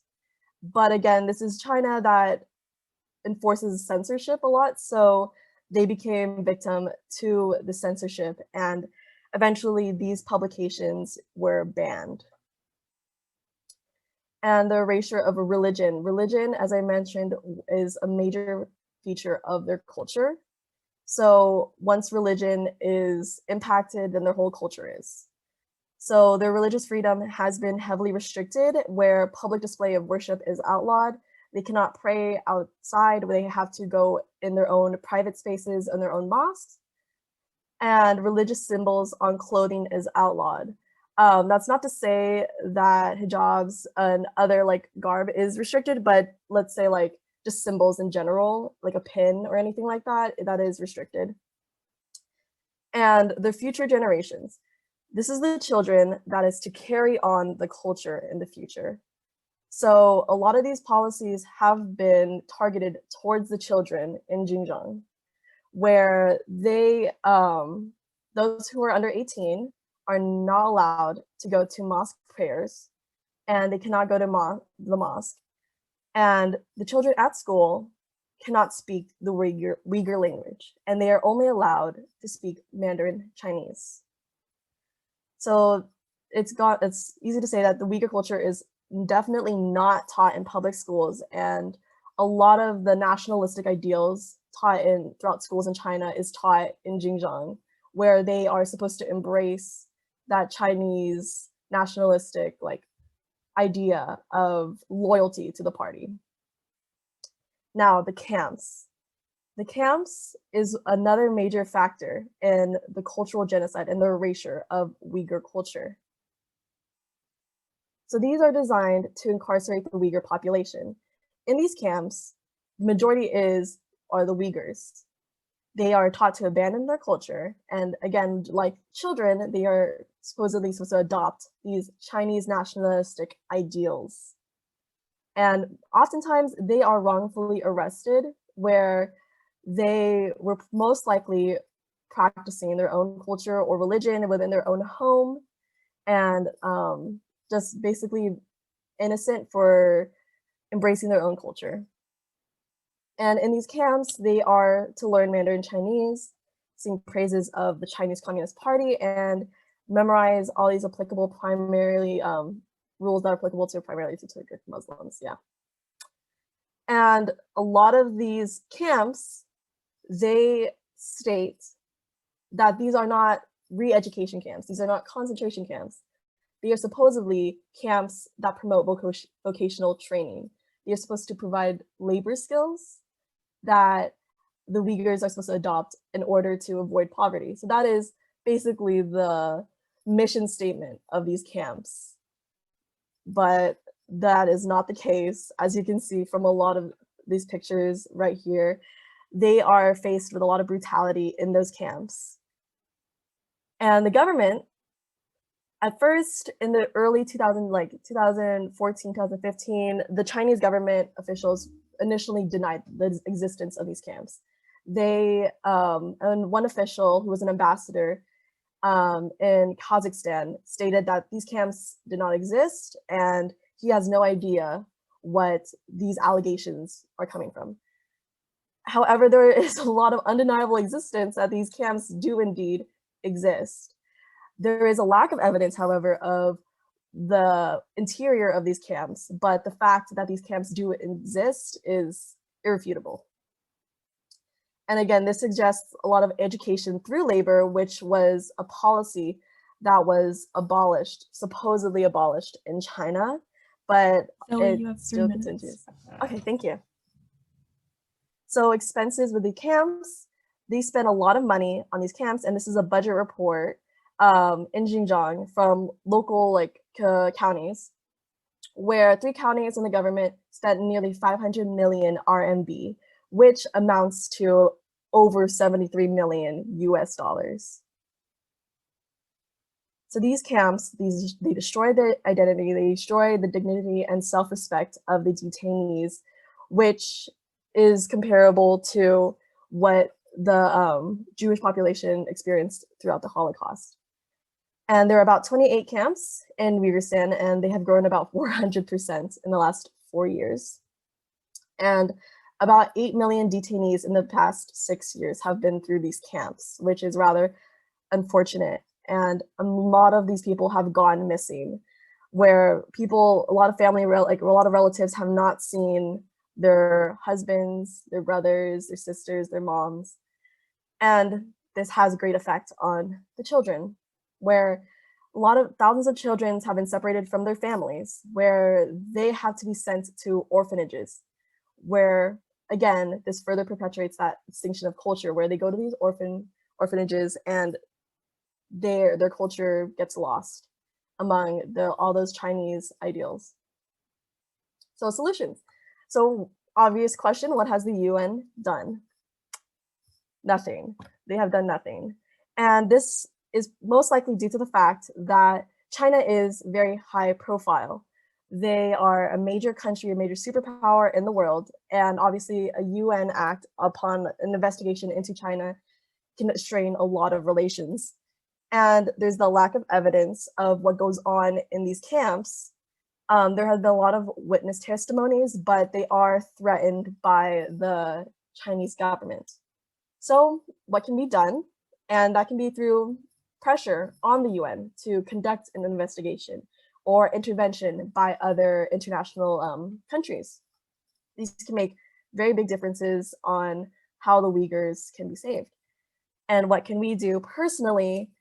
We can go join activist groups, we can protest, we can sign petitions, and maybe we can reach the government, our government, the US government, and beg them to possibly take action on what's going on in China and the plight of the Uyghurs. So in conclusion, the Uyghur culture is being erased by the Chinese government from these restrictive policies and the internment of the Uyghur population. Xinjiang is the primary target of all of these policies, and the restrictions are on the freedom of speech, the religious freedom, and the education of the culture. So the mass incarceration of the Uyghur population has led to the cultural genocide of the Uyghur people, as millions of Uyghurs go missing and are forced to adopt and abandon their own culture.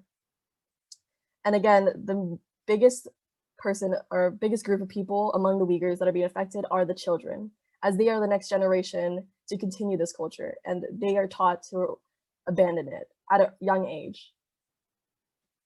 And why does it matter to us? Why does it matter to you? Well, like I said, everyone has a culture, and imagine your own culture being erased. That is something that I wouldn't wish on anyone, and that is what is going on with the Uyghurs.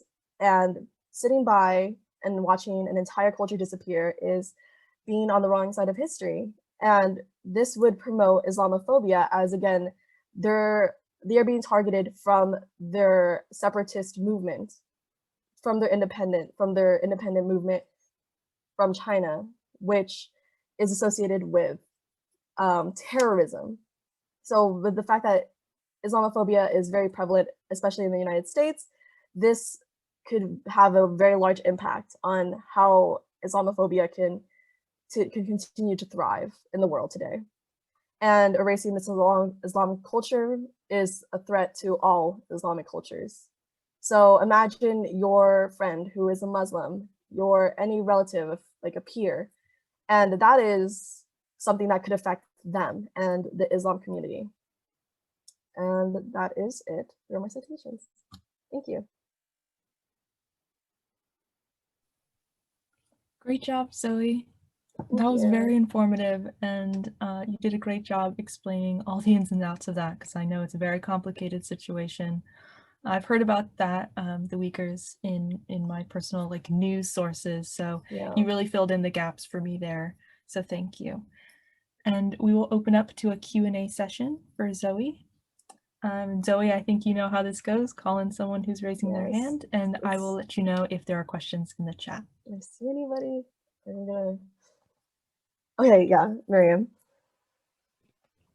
Actually, I had the same question of you that you had of me. I really want to know what made you interested in this. It was an awesome presentation, but what drove you to do this subject? Well, the reports of the Uyghur plight has been making the rounds in the media recently, especially in the last few years. So the fact that this is even happening and nothing is being done kind of just got me angered a bit that this is ongoing. This is currently happening right now to an entire population of people. So after hearing reports in the last couple of years, I decided that I think this is a great subject to conduct my research on. Yeah. You were awesome. Thank you. Okay. Let's see. For some reason, my Porya's got his hand up. Okay, sorry. Yes. Okay, my question is, you said that the UN isn't really doing anything about it. No. But what do they think is happening? Are they just oblivious to it, or are they pretending nothing's happening? Do you know? So there has been, they obviously know that there is something going on. There have been it's not like nobody has ever brought this to their attention. Obviously there has been a lot of reports, people have been talking to them. But they decide not to do anything, not to take any drastic action at the moment. And with the the Chinese government playing the biggest role in this, they've also been discussing this with the UN. And again, they're giving that excuse of, no, it's not that bad. I swear, it's okay. They're we're trying to save them. We're giving them skills. Don't worry. They're not gonna be poor anymore. That's basically what the government is doing. They are trying to make excuses for themselves. And the UN doesn't have much to go on. So they haven't taken any action. Thanks. I think we have a question from Professor Sleeper in the comments here. What should the Biden administration do to bring pressure to the Chinese government? Do you think they will get involved? Ooh, that's a good one. I actually didn't think about that with this transition of power from Trump to Biden, because actually Trump has made a statement on it. And I think Trump actually did condemn the Chinese government, but I don't think, he didn't do anything. I think that was just a statement. So hopefully the Biden administration would be able to pressure the Chinese government. I'm not sure if that would happen anytime soon, as to strain, because again, putting pressure on China has a major effect, and that could strain a lot of international relationships. And especially with America and China already being on some sort of thin ice, I don't think that would happen anytime soon, unfortunately. But I think I am hoping that America will do something. And that is why I stated, for us personally, these protests, petitions, I think hopefully those do make an impact. Yeah, thank you. I think we have a question from... Anna has had her hand up for a while. Yes. Can we Anna. get Anna's question? There. So do you think that like another solution could be, or do you think that, I don't know, also your opinion, but is there a movement for them to have their own state? And do you think that that would be like a viable solution to this problem? Oh, that's a good one. I think there definitely is a movement that for them to be independent. But again, with the amount of control China has on Xinjiang, I highly doubt that China would let go of them easily. And with the amount of like police and like the military state in Xinjiang, I'm not sure how much longer that would happen. So yeah, I would like to say that there definitely is a movement, especially outside of Xinjiang. A lot of the Uyghur population that is not in Xinjiang, I think they are supporting that movement to become independent, to have their own like homeland back, and to really embrace their culture. But again, I don't think they would gain independence anytime soon. And I'm not sure what it would take. Again, maybe that intervention with like the UN could possibly put pressure on China to let go and to end their occupation in Xinjiang. That is a possible route that could happen. Thank you. Yeah, no problem. Thank you. I think that's all we have time for our Q&A. So thank you, Zoe. You did a great job. Thank you. Okay, our next presenter is Ana Valencia. Her mentor is also Dr. Lynn Miller, and her presentation title is The Effects of Gender Imbalance on Marital Practices in China. This project covers the current gender imbalance in China and its effect on marriage traditions, from high bride prices to trafficking foreign brides. So thank you, Anna, and good luck.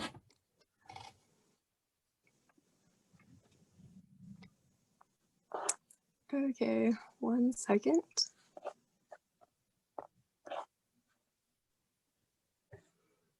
All right, is my screen visible? Yes. Okay, so the effects of gender imbalance marital practices in China. So imagine yourself in 10 years. Do you see yourself married or with a partner or with your current partner, or maybe you're still single? No matter what you want for yourself, here in America, you have that option. But in China right now, for many men, they have no hope of ever becoming married or having a long-term partner because of this massive gender imbalance in China. So for some background, this all kind of stems from the one-child policy, which started in 1979 and was recently terminated in 2015. But this caused a huge gender gap. China is estimated to have 37 million to almost 40 million surplus males, and a gender ratio of 120 boys to 120 girls. And this gender gap kind of varies because getting these numbers is really hard, especially from the Chinese government, who often misreports their numbers. So why does this happen? Why were people choosing boys? It's because China is a patrilineal culture. So men in Chinese families are particularly significant because they are responsible for passing down lineage and status. And in traditional Chinese marriage, this is another factor because men are responsible for leading the marriage process. So when you have a boy, he is going to continue your family line, and he is going to start that by taking up a suitable family with a eligible bride. He's going to offer them a bride price, and he's going to pay for all the marriage costs, and then in the end they'll receive a dowry for the bride, but it's not as much as the whole process of buying a house for the couple and paying for all of the ceremonies in between. And a husband has to take on this responsibility because as a man in a patrilineal culture, he is the one who is the breadwinner in the house. He's the one who holds all the power, and he is the one earning all the money for the family. So this financial responsibility to pay for the bride initially and for her entire life. So the thesis of this project is that the gender imbalance in China has increased demand for the brides, which has resulted in bride prices increasing, human trafficking, and a deviation from traditional Chinese marriage. So the gender gap is most felt by men in rural China, and these men are called bare branches because they are all the surplus men who won't be able to get married, and they are the end of the family tree. So with this large group of unmarried men, you see a lot of loss of responsibility and a lot of crime, and it's just a result of there being no women to make these families with to tie these men down. So the supply and demand, bride prices are increasing because of this huge skew. Currently, the bride price to start the marriage process can run upwards of 28,500 Chinese yuan, which is about 4,300 American dollars.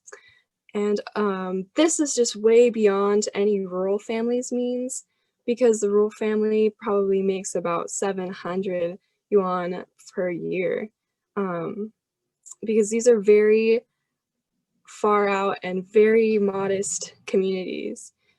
So in marriage in China, the bride price isn't meant to be an actual price. You know, you don't buy a bride. The bride price was given to a family in order to start the courting process. It's a symbolic gift.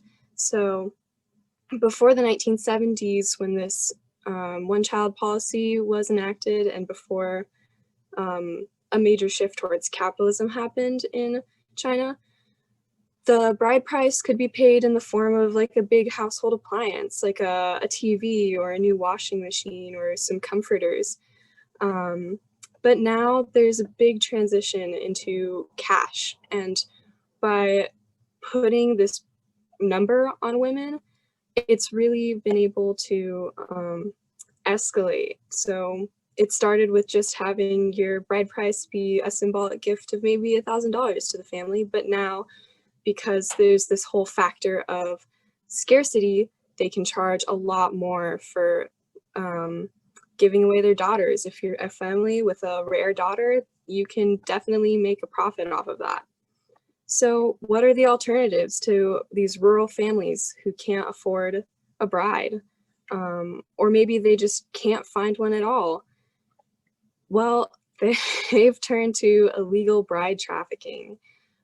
So they're getting women from these Southern Asian countries like Myanmar and Vietnam, and about 100,000 women are being sold per year.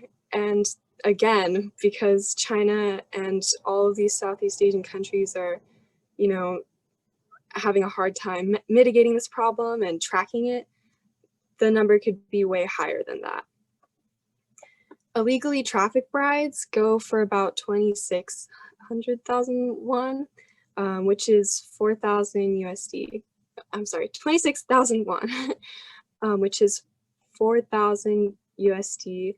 And this is a lot cheaper than even going for the regular bride price route in China. Because if you can find a bride in China and you're stopped by her whole price and the whole process of getting married, a trafficked bride doesn't need a marriage ceremony. You're not appealing to her family, and you don't have to throw her a big wedding. So that makes them even more cost effective. And for these trafficked brides, their only role is to provide a son. And after a child is born, the woman is put to work for the family. So they'll send her to a factory, or they'll have her working in some small farm locally. And there isn't much hope for these women at all. If they are able to escape and go back to their home, it's usually by police intervention, and they have to leave behind their kids and everything that they had for themselves in China. And oftentimes when you contact the police, you can get in trouble as well for illegally crossing the border. So a lot of these women face time in detention for turning themselves in and trying to be rescued. So in conclusion, all these factors lead to the upset of traditional marriage. So with these Bear Branch men, it shows the collapse of family line. And one of the biggest proponents of marriage is to further your family's lineage. It also leads to the commodification of women by putting bride prices on women, and by turning them into something to be bought. It really strips away their value as a person. And they're also turning to non-traditional marriage. So like marrying an illegally trafficked bride is completely turning away from all of the values of marriage in China by just completely ignoring them and going straight to acquiring a woman to procreate with. And the significance. So commodifying women is one of the biggest transitions in Chinese culture. There are definitely histories of arranged marriage, but that's completely separate from what it meant to marry a woman. It didn't mean that you were buying an object or that you were paying for something that's gonna, just serve a purpose. You're proving that you could take care of a wife who is going to in turn fulfill her duty of, helping create a family. But now it is just completely devolved into making women into objects. And there's also the generational damage in China. Now that there's all these men that aren't reproducing, there's going to be a huge setback. There's going to be a big older generation and not as many young people, which is a huge problem, especially when you think about the implications of the workforce, which we'll get to a little bit later. But another significant factor is that this is international. There's people being trafficked across borders because of this demand for brides. And that strips away the rights and the sovereignty of a lot of the people in Southeast Asia. How are countries like Myanmar and Vietnam supposed to prove that they're independent and able to protect their people if their women are easily being carted off to China? And the declining workforce is most impactful to you and I as the last significant factor. So once these men, who are all the working population of China, die off, who's going to replace them? Who is going to fill up the factories that make all of the goods that we see on our shelves today? When you go to Target, you can look at anything there and it says made in China, and you have to think about who are the people making these things.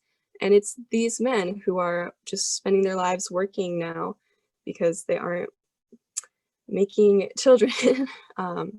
So who's going to take their place? This could lead to a huge reduction in industry in China, which overall has the potential to really shake up a lot of the markets around the world, because China is a global power. They're so massive and so influential in affecting every economy around the globe, especially ours here in America. So these are my citations, and that is it. Thank you. Thank you, Anna. That was wonderful. You did a great job presenting, and I'm so glad you brought this topic up. It's a terrible thing that's happening, and you can usually tell on how well a country's doing by how well it treats its women. And so I think you did a great job covering this. So for our Q&A, starts for 5 minutes here. I had a question, and it is the government doing anything to stop this trafficking? And maybe are they doing any incentives, like giving out incentives for paying for these marriages that are so high in price? That's a good question. So as far as mitigating the trafficking goes, there's really only so much they can do to monitor it. It is illegal, and there's a very serious punishment for being caught with that purchase transaction history. So if they find out, and if the bride can prove that she was bought, serious jail time and seizure of property. But in terms of the second part of your question was, oh, sorry, incentives for marriage. Incentives. This is not happening at all. A lot of these rural families actually end up taking out loans from the government or from their community to purchase a bride, if there is one in their community, to meet these bride prices. There are no government supports. As far as incentives go, I think just ending the one-child policy was their push to have people make more girls and produce more children to help mitigate this, but they're not like supporting families further or helping them pay for a bride.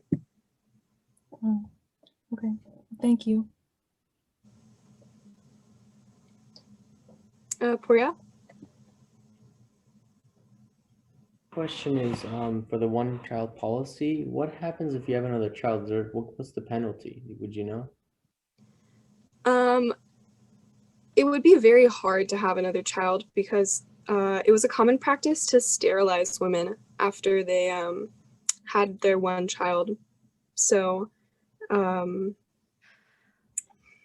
unless your child was born with a disability, you couldn't go on to have another kid afterwards.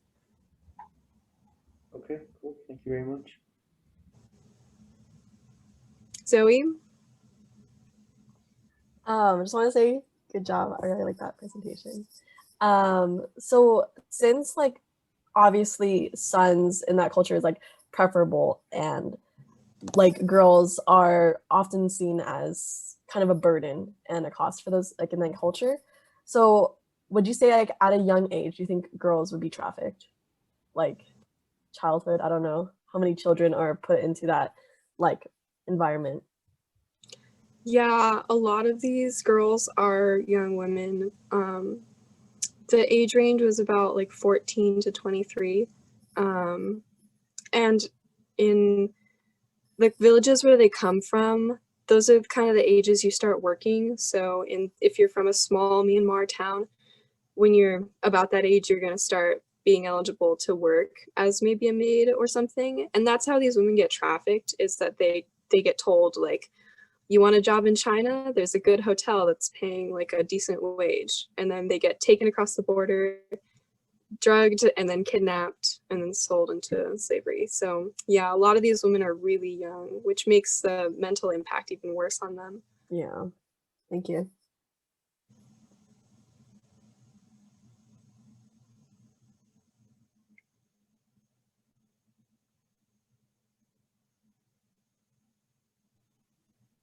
Well, if anyone has any more questions, I do have one more for you, Anna, if you don't mind. Why'd you choose the topic for this presentation? I think I had done a research project in an international relations class about specifically Myanmar's trafficking problem, and it was more in depth on how the process of being kidnapped and what was happening within the Myanmar population that would have them sell out each other to this system. And I was thinking about the other side of that, you know, why would they need brides in China to begin with? Because you hear like China is like the biggest country or one of the biggest countries in the world with over 1 billion people. Why would they want more people coming into their country? So I just wanted to explore that more. Okay. Well, you did a great job doing it. So thank you, Anna. Thank you. And that is our last presenter for our morning session today. And Elizabeth, I believe we're going to keep this session open for our next afternoon session on behavioral science. Correct. So feel free to leave and you can rejoin, or feel free to just stay on with yourself muted and your video off. Either way will work. I'm going to stop recording now, and then we'll restart again for the next sessions. Dr. Miller did ask if there's a live Q&A this afternoon, since they're pre-recorded presentations. There will be one live Q&A, but the rest of them will just be the pre-recorded presentations. Would anyone like me to attach the program again in the chat here for you guys so that you all have it? You all have it? All right, good. Good, thank you, Elizabeth. And thank you all for coming to our first session for OMNI.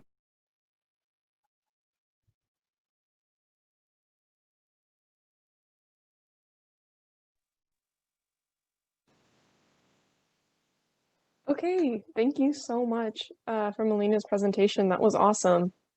I loved how you explained in such detail the connections between the healthcare system and racial inequality. I know you said you were not going to do a live Q&A, but since early in this meeting you are here, if anyone does have any questions, pop them in the chat or just unmute yourself and go ahead and ask. Great presentation, Melina. What made you choose this topic? Yeah, I took a sociology of health and illness class the semester before. I had this anthropology class with Dr. Chan, and that class just really interested me a lot about, you know, certain health disparities. And then from what I was learning in my anthropology class about genetics and race, I just saw a connection. So I just decided, you know, do some more research on it. Good, I'm glad. Right, I have a question. So your research was done earlier on in the pandemic, and since then, things have changed where other areas are been hit by the virus, like the Midwest, the Plains area, the Mountain Time Zone. How does that fit in with the results of your research? Dr. Chan, I'm so sorry. I don't know if it's just me, but it's very staticky. So I'm not hearing too much of your question. Oh, I'll put it in chat. Okay.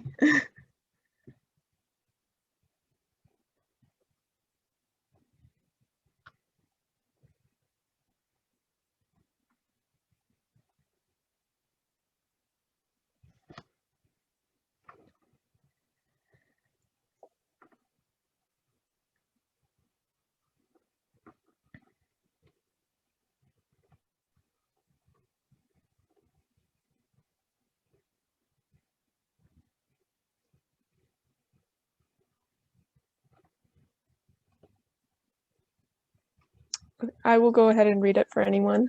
Okay. Dr. Chan said, with the pandemic spreading to places like the Midwest, how does this trend fit in with your research? That's a great question. I would just pretty much, I mean, health disparities are seen all over, and it's based on location and just, you know, what the access to care is. I'm not too sure about what the access to care is in the Midwest, as I was mainly looking at Chicago in my research. So I don't have a definite answer on that, but, you know, I'll look into it.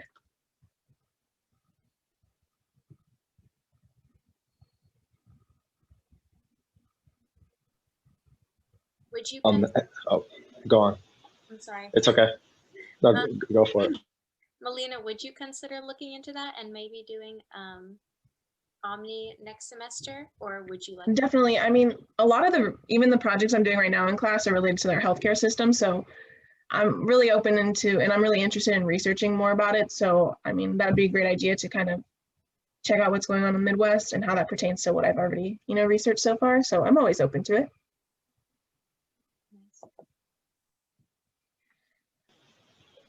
Hey, Melina, good job. What single solution would impact the most? I see how you highlighted it's a cycle, but if a community wanted to start today, like where should they start?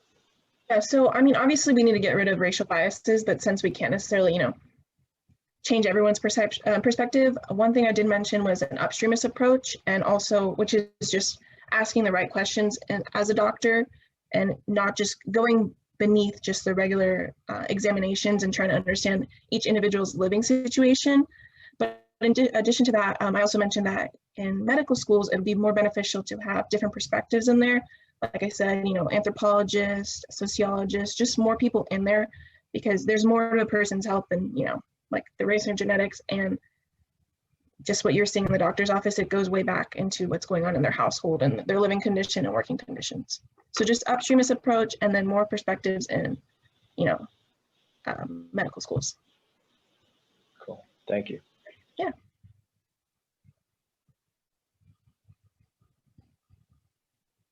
Well, if that is all the questions we have for Melina, thank you so much for your presentation. It was amazing. Thank you. And I will just move on to the next one. Let me see if I can share my screen. All right, so the next one we have is Rhiannon King with Professor Tao Ha, and her presentation is Best Practice Policy Changes in Preschool during COVID-19. Hi, my name is Rhiannon King. I'm taking Sociology 101 Honors with Dr. Tao Ha, and I am going to be presenting something very close to my heart as a preschool teacher and as a survivor of COVID. My presentation is my presentation is best practices changes in childcare policies during the COVID-19 pandemic. So let's get started. So the first thing I want to talk about is the number of COVID-19 cases that are related to childcare, particularly childcare centers. There are other sorts of childcare. For example, there's nannies and there's childcare facilities that are in home. But I'm going to specifically be focusing on centers such as preschools and such as the one that I work at. Right now, there's a little less than 10,000 childcare centers that are open. A lot have actually closed during the pandemic, partially due to lack of enrollment and partially due to lack of funds to keep things going. And there's been over 3,000 reported cases. I was one of those cases. And the bulk of these cases are among the staff.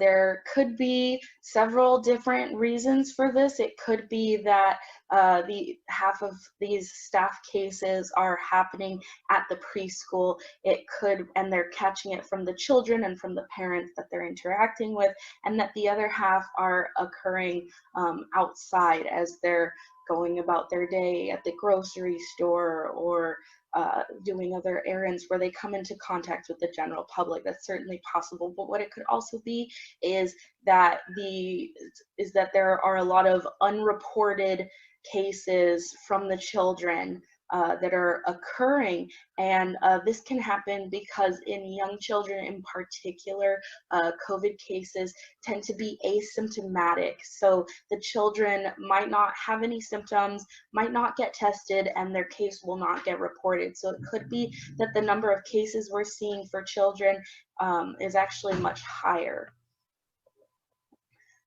So one of the things that's very important in our job is the teacher to student ratios. These are very heavily monitored in licensing all of the time, not just during COVID. And so we've seen a lot of changes for mostly older kids. When it comes to children under the age of 2, that ratio is always 1 teacher for every 4 infants. There's something called a toddler option. Not all schools have this. It's an optional license for children that are 18 months to 36 months. So children that aren't 2 yet, all the way up to when they turn 3. And even though schools might have children those ages enrolled, they might not have a toddler option. But if you do have a toddler option, then the ratio for that age group would be 1 teacher for every 6 children. And if you do not have that child care option at your school, then the ratio for children aged 24 months all the way up to 6 years old is 1 teacher for every 12 students. And student enrollment, there are upper limits depending on different ages, but it's largely done by how large the actual classroom is, because usually the classroom is not big enough to actually hit that upper limit of students that are allowed to be in a classroom at a time. But when it comes to my personal experience, I've been in infant rooms that had 20 children every day. I've been in preschool rooms that had 30 children every day, and had even more enrolled, but those children that were enrolled didn't come every day. But during COVID, that has changed drastically. Initially, we were only allowed to have up to 10 children in each of our classrooms, even at the higher ratios. And now we're still up to our original ratios of 1 to 12 and 1 to 4 and 1 to 6, but now we still have an upper limit of 16.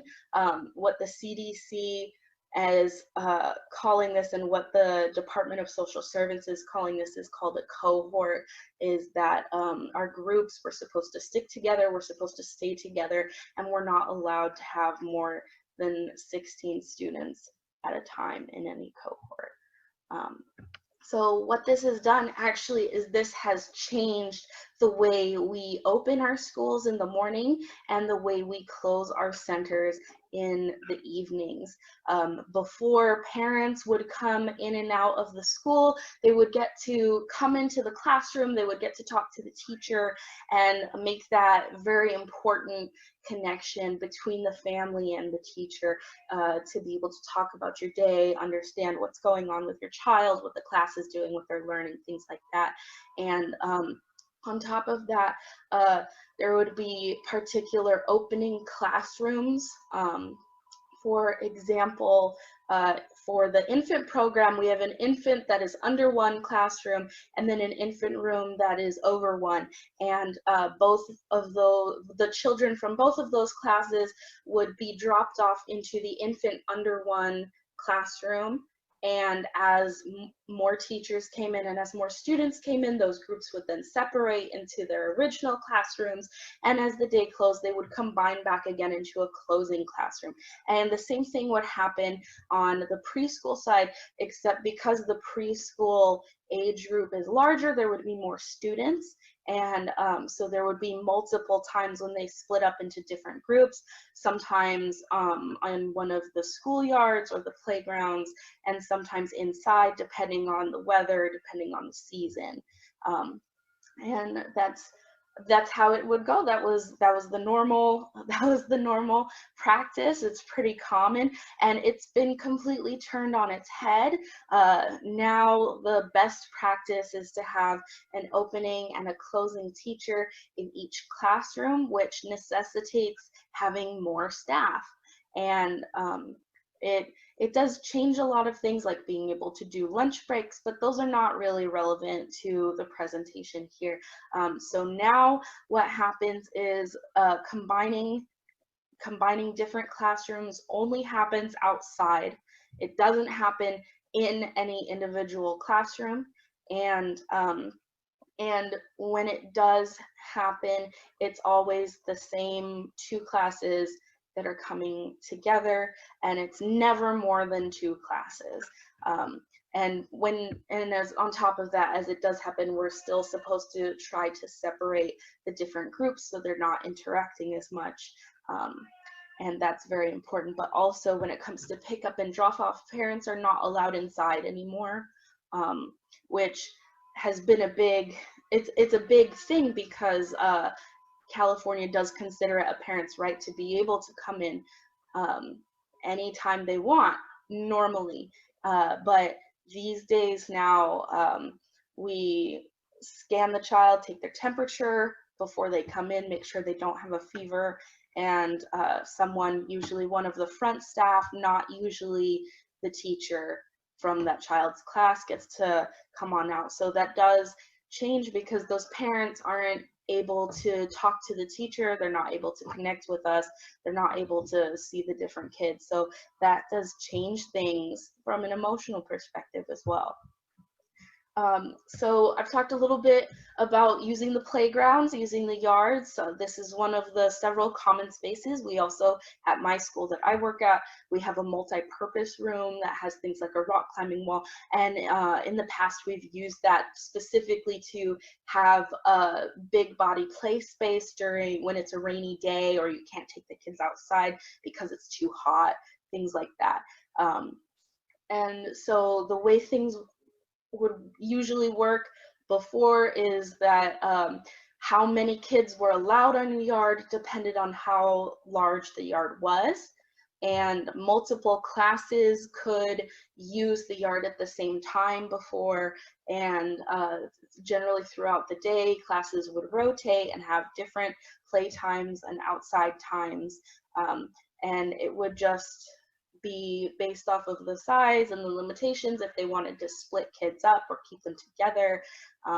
And now we have to sanitize between uses. When we're done using it, we spray everything down with bleach, well, we're using bleach, but others might use Lysol or other CDC approved disinfectants.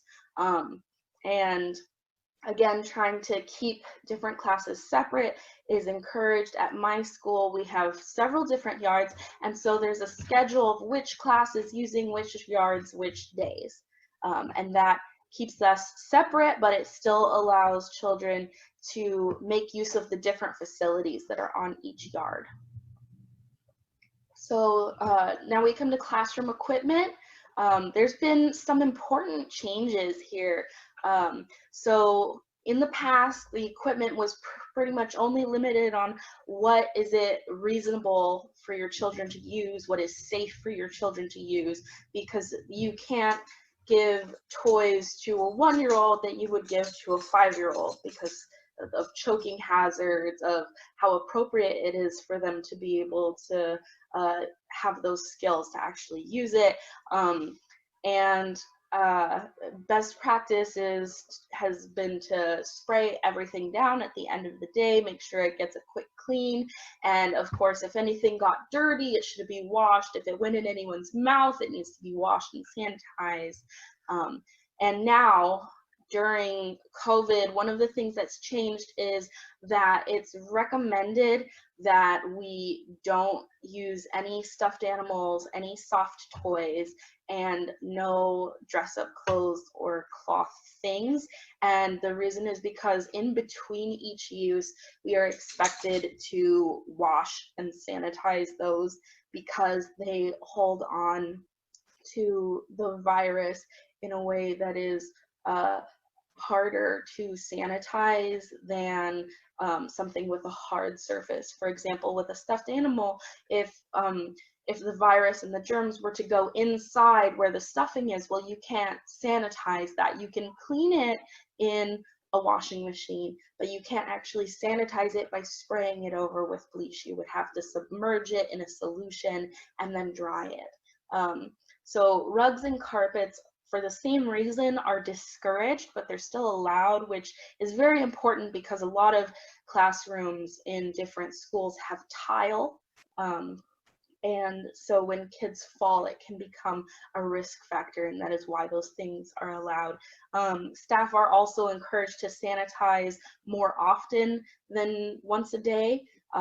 This might be during nap time when everything can air dry and the kids aren't playing with things, or it might be right before everyone goes outside for the same reason, so that it can air dry, because that's the best practice, is to let sanitizing agents air dry instead of wiping it down to dry it.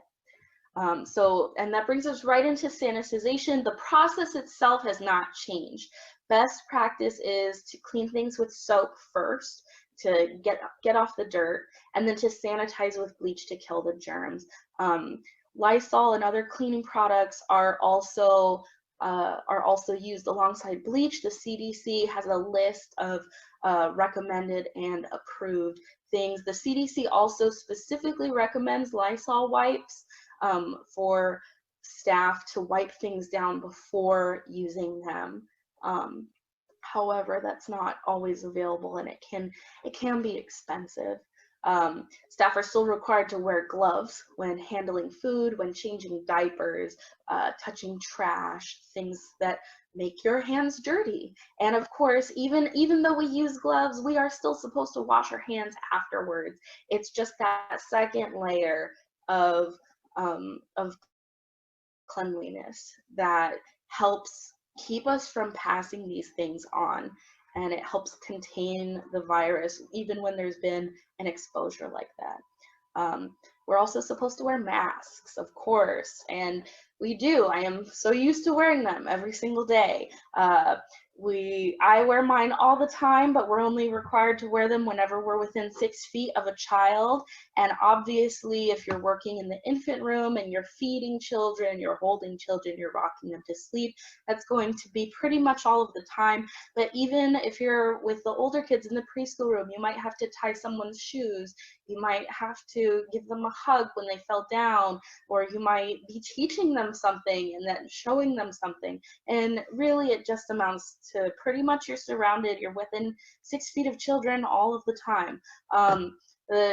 And while the CDC's definition of a mask does not include face shields, I have seen staff members wearing face shields and not a mask covering. So the face masks the face shields instead of the mask is allowed. When it comes to the sick policies have changed. It used to be that children had to be symptom-free for 24 hours before they could come back, and that meant without medicine. If your child was sent home with a fever and you gave them Tylenol in the morning, they are not allowed back until the next day. These symptoms meant they had to have a fever that was over 100 degrees Fahrenheit, 3 diarrheas in a day, vomiting, or lice. And as for the staff, we were adults. We could choose to call out if we needed to call out, and we could come back when we felt better. But now things have changed. Like I've said before, when children and staff come in, we take our temperatures. And nowadays, children can be sent home for coughing because that is one of the main symptoms of COVID that we see. So if children are having a coughing fit and it's happening all day, then they're going to be sent home. Sometimes water might go down and you might start coughing, but we see these kids, we're watching out, we know what the difference is between, oh, they caught something and went down the wrong way versus they're having a coughing fit all day. All right, so When children test positive, the parents usually alert the center themselves. The center is going to talk to everybody that came into contact with that child. The health department is going to contact the center, but that happens through the hospital, because the hospital that, or the agency that did the testing is going to be the one reporting to the health department, and the health department is then going to call the center. The center has the freedom to make their own policy on what happens then. They can choose to close that room only. They can choose to ask that parent to quarantine, and they can choose to close the entire school. Those are left up to the individual for the most part. It is not an automatic closure. The health department might choose to close schools, especially if there are more than one case, or depending on how many cases there are. When staff tests positive, it's very much the same situation. I wanted to also clarify that the contagious period is considered to be 48 hours before the first symptoms, and that whether or not someone is exposed depends on how close they were to the person who tested positive and how long they were there. It was something that was very surprising to me when I tested positive and I asked these questions of the health department agent that I talked to. Okay. These are my sources. Most of my sources were from California Department of Social Services, from the Center of Disease Control, the Department of Health, and I got several different memos from to be my sources, and I pulled up the things that I actually encounter at work every day to pull up these sources and back up the things that I already knew.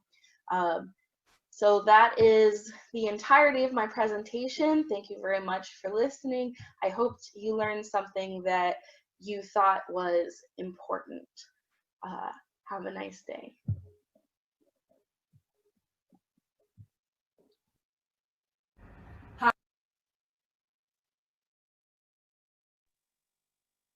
That was our second presentation, all about child services during COVID age. We do not have a live Q&A for this one, so I think I will just continue on with the next presentation.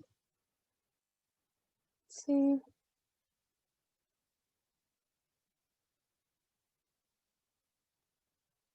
Just as an introduction, this one is by Isabel Jones, and her moderator is Professor Cheryl Woidson. It is about the cannabis conundrum, consequences of conflicting state and federal laws. Hi, my name is Isabella Jones, and prior to my presentation, I would like to take this moment to thank the MiraCosta Honors Program for allowing me the time to present today, as well as my esteemed Business 120 professor, Cheryl Woidson, for giving me the opportunity and also collaborating with me on this project. I'll be presenting on the cannabis conundrum, more specifically the consequences of conflicting state and federal laws in regarding to the legality of cannabis and the catch-22 situation that creates between the employer and So here's my thesis statement. Basically, I'm going to be talking about the current laws pertaining to the legality of cannabis in the United States on both the state and federal level, and the catch-22 situation that they create between the relationship of employer and employee all over the U.S. Also, talking about how this has created a great inequality for the rights of workers for those who use cannabis for medical and recreational users in comparison to their non-using co-workers. With more and more states continuing to legalize cannabis both medically and recreationally, the issue of workers' rights will only continue to become more complex with contradicting federal legislation. Just to give some historical background on this, up until 1996, there really existed no major conflict between state and federal legislation in regards to cannabis because it was legal at both levels. That year, California became the first state to legalize the prescription of medical use of cannabis under the Proposition 215, which exempts patients who use cannabis recommended by a physician from criminal laws otherwise prohibiting the possession and cultivation of cannabis. In recent years, the conflicting federal laws and state laws have created a lack of rights for employees who use cannabis, and several cases have been ruled on to try to resolve the issue between employer and employee. And a solution has yet been implemented to create equality in the workplace for cannabis users. Here I have a chart depicting the changing social attitudes on the public opinion of legalizing marijuana from the years 1969 up until 2019. Here is the illegal side and the legality side. Here we can see in 1969, 84% of US citizens were in favor of keeping marijuana illegal, whereas 12% were in favor of keeping it, or of changing its status to legal. In 1979, we see a slight increase in those proposing for legalizing marijuana with 30%, and those in favor of keeping it illegal at 66%. In 1989, we see a huge difference here. 81% were in favor of keeping it illegal, and only a slim margin of 16% wanted to legalize the drug. Here in 1999, we see a shift upward trend in the legal section. 31% chose that they believe that it should be legal, where 63% said that they would like to keep it illegal.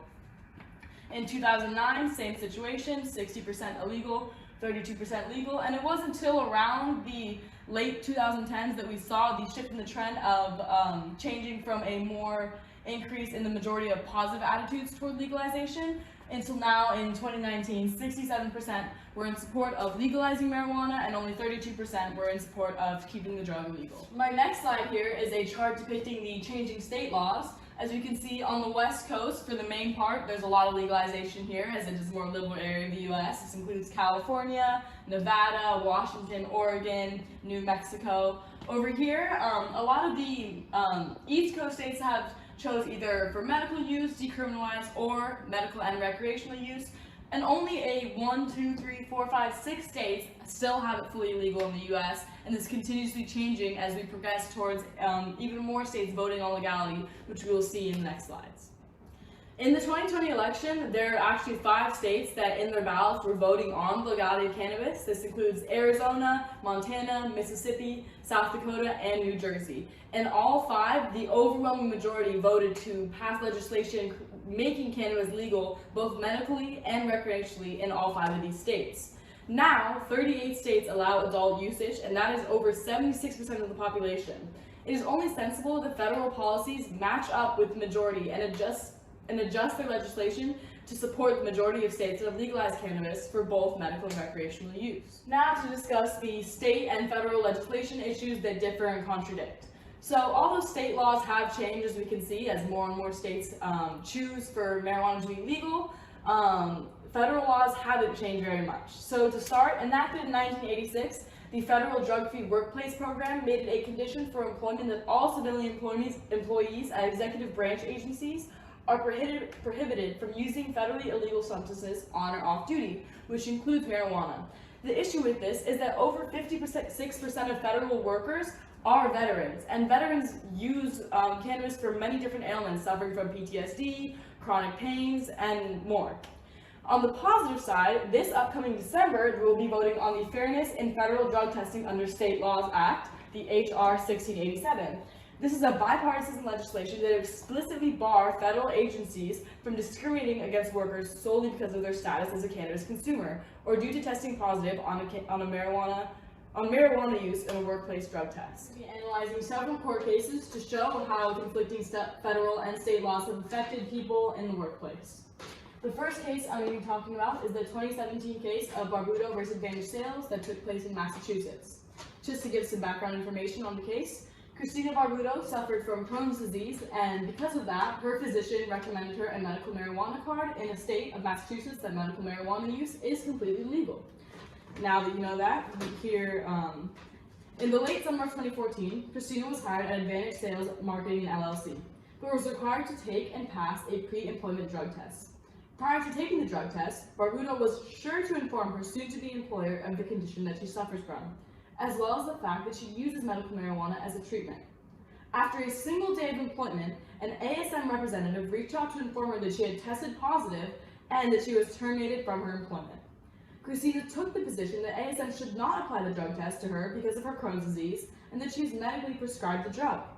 The Massachusetts Supreme Court judicial court, issued an unanimous ruling allowing medical marijuana users to assert claims for handicap discrimination under the Massachusetts Fair Employment Practices Act. But on the other side, the court also ruled that Massachusetts Act for the Humanitarian Medical Use of Marijuana does not imply on any private right of action by employees against employers. The court also declined to recognize a claim for wrongful termination and violation of public policy for medical marijuana users. But this is also because an alternative claim exists with the handicap discrimination.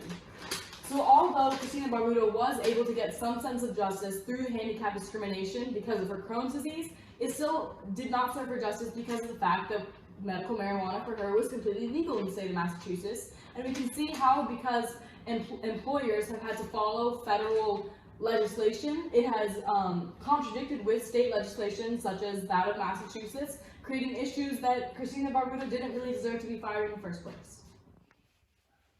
The second case that I'm going to be analyzing is the 2014 case of Braska vs. Challenge Manufacturing that comes from the state of Michigan. Just to give some background information about this, Rick Braska was a medical marijuana user due to chronic back pain, who lives obviously in the state of Michigan. Keep in mind that in Michigan, cannabis use is legal both for medical and recreational reasons. Anyways, back to the story. So Braska began working for the Challenge Manufacturing Company in 2009, and in 2010, he was a material handler and a high-low operator. However, in 2010, he ended up actually injuring his ankle on the job. So he was taken to the medical center where after examination, he was required to take a mandatory drug test.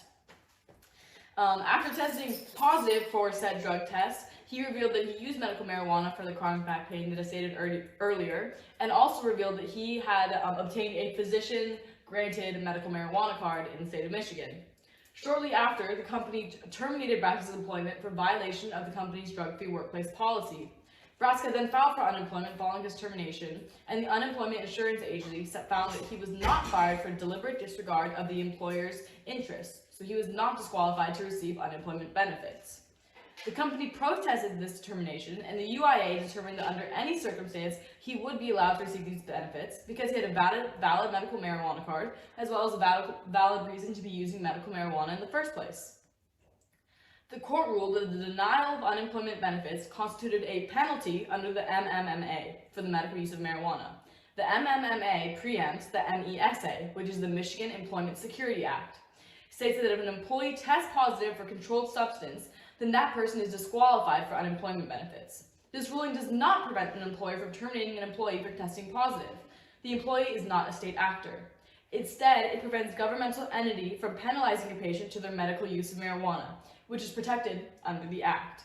If the employers effectively challenged the medical use of marijuana, it would have been a different outcome. As you can see, the federal and state legislation laws that contradict each other have ended up in the firing of Rick Braska in this situation. Fortunately, he was able to receive these unemployment benefits because they come from the state and the state allowed this. But we can see how these contradicting, again, in another case, how the contradicting legislation has caused for a wrongful termination of yet another U.S. citizen. The last case I'll be covering is the 2018 case of Whitmire vs. Walmart stores hailing from Arizona. This is a really important case to analyze because, as we know, Walmart is a huge Fortune 500 company, and it is also run multinationally, so the impact of this case is really great. So just to give a little background info, Carol Whitmire was a Walmart employee who had a medical marijuana card. Keep in mind that in Arizona, it was legal on the medical level. And she was fired from the Fortune 500 company solely due to a positive test. Whitmire had been using cannabis since 2013 due to her chronic pain, smoking the drug before bed for pain relief and sleep aid. A few years later in 2016, she injured her wrist on the job. She made an incident report with Walmart the same day, but did not try to get any medical attention at the time being. Just 2 days later, she reported to Human Resources that the swelling and pain in her wrist was continued and she was directed to an urgent clinic. At the urgent clinic, she received a wrist examination and a post-accident urine drug test, in which she came back positive for cannabis.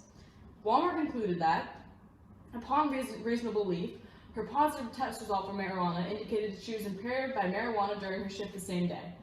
Now, if many of you don't know, someone who uses marijuana regularly, or even just casually, maybe once or twice a month, the drug on a urine test will show up to 30 to 60 days from the time of use. So for Walmart to say that she had to have used it during her time of employment while she was on the job that caused the accident is a completely unbacked statement, because she could have smoked it a month ago and it still would have tested positive.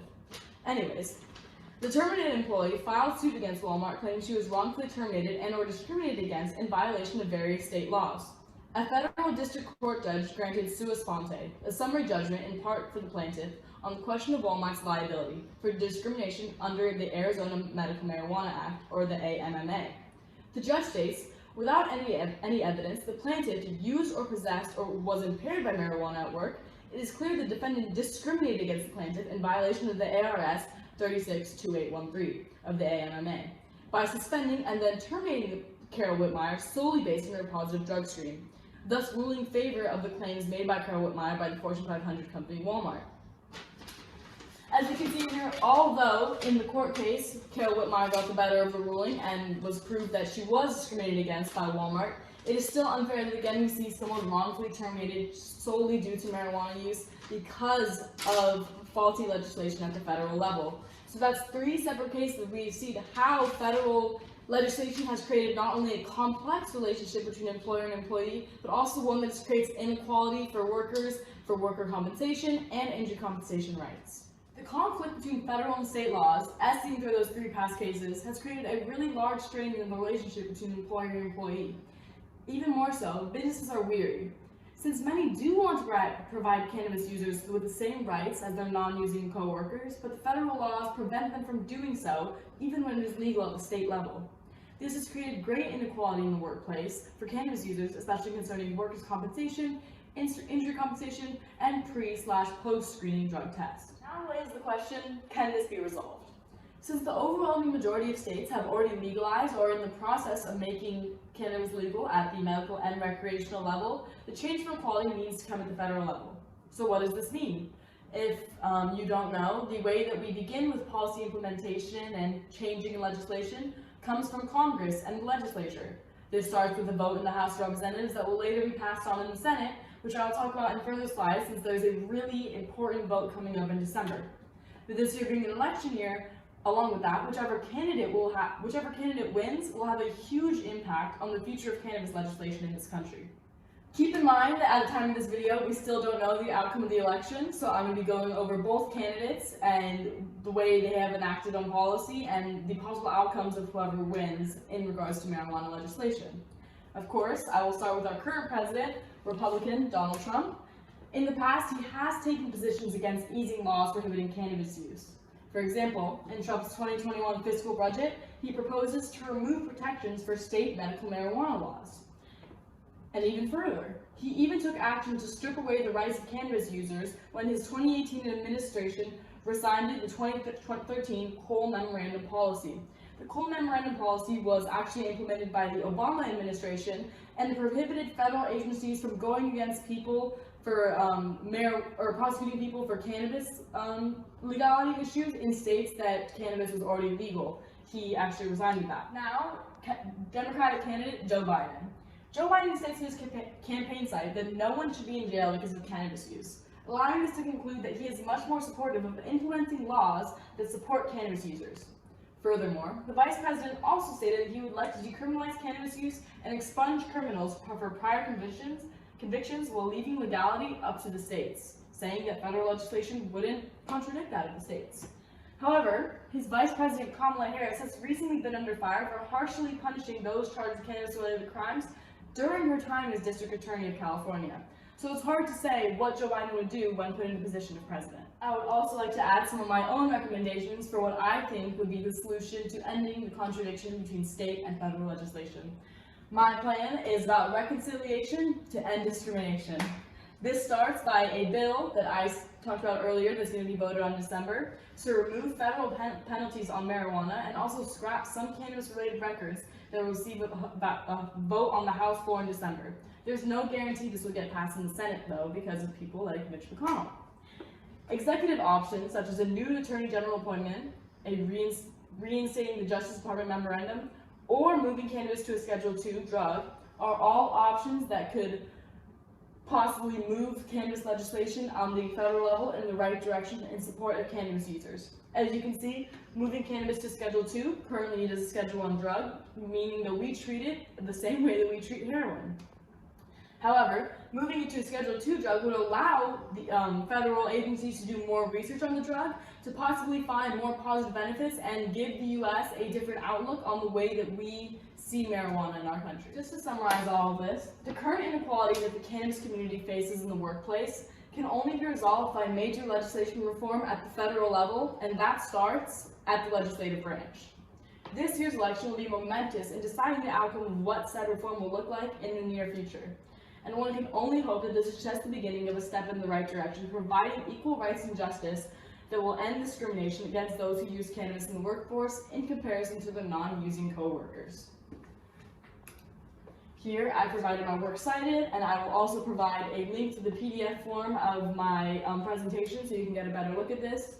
Lastly, again, I would like to thank the MiraCoastal Honors Program for giving me this opportunity to present, and again, I'd like to thank my wonderful professor, Cheryl Wadeson, for collaborating with me on this and helping me through this whole process. Thank you.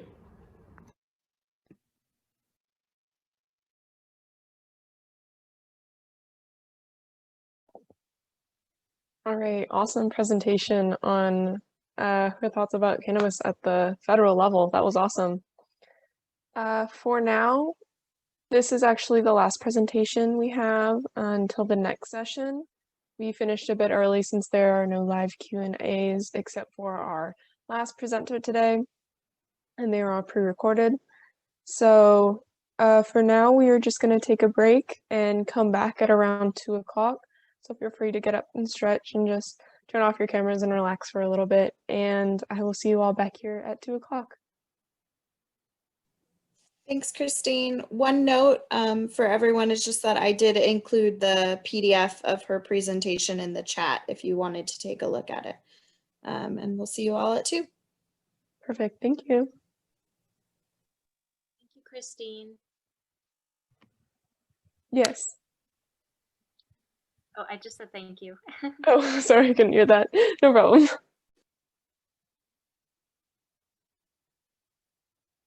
All right, if everyone's here, thank you so much for coming back. We are going to start the next part of this session. I'm just going to share the community guidelines one more time, just for anyone that's new. I won't read over them again. I'll just leave them up so you can go over them a little bit. For this next session, it's still the behavioral sciences, and we will be going over 3 more, and our last one, John McPhee is here, and he will be doing a live Q&A. Let me just know if I can switch over.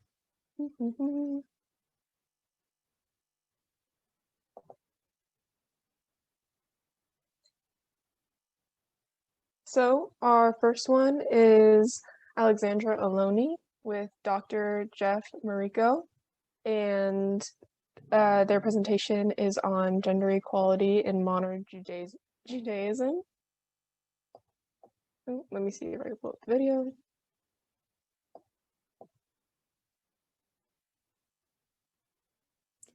Hello, I am Alexandra Aloni, and today I'm going to cover gender equity in modern Judaism. This will take a look at how the inclusion of women in official leadership positions within synagogues and the Jewish religion community at large has led to a positive and progressive transformation of modern rabbinic Judaism itself. Okay. As some basic background before we jump in, the modern Judaism, as we know today, dates back to the 6th century after rabbis emerged and began to teach religious law to the Jewish people. Now, it is important to keep in mind that Judaism is an ethnic religion, meaning that its beliefs are directly associated with the Jewish ethnic group. It is different from other religions such as Christianity or Islam, as it is not a universal religion. While it is an ethnic religion, it is not a cohesive, homogeneous group, essentially meaning there are multiple, very different denominations within the one religion. First, we have the Reformed denomination, which really only emerged in the 19th and 20th century in the United States.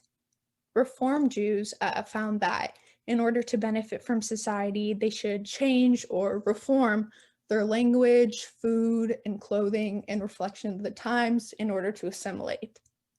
They also are much more open to interpretation for Jewish religious texts. In contrast, we have the Orthodox communities who are not in favor of assimilating like Reformed Jews. Rather, their main effort is to keep Jewish tradition exactly as it was written and are not interested in varying interpretations of religious law or stories. Within the Orthodox community, there are some who specifically identify as traditionalists. Lastly, those who practice conservative Judaism believe in the preservation of some basic traditions, some traditions, as well as the adaptation and changing of others. In basic terms, those who are conservative fall on a spectrum between Reform and Orthodox. And here on the right, we can see that 40% or 41% of Jewish people consider themselves to be Reform, while 29% are conservative and 12% are Orthodox, making current Reform Jews the largest denomination. Okay, moving forward, it's important to understand that although there are internal disagreements between these denominations, we can see movements toward gender equity in each of the three. All right, now we're going to look at the origin of the woman rabbi. To give you some background, rabbi translated to English means my teacher, and those of you who have academically studied the Hebrew Bible, the Torah, some of you may be familiar with this writing as the Old Testament. And the Talmud is primary sources of Jewish religious law and Jewish theology written by rabbis. So rabbis act as the spiritual and religious leaders in their community and place of worship, which is often referred to as a synagogue or temple, congregation.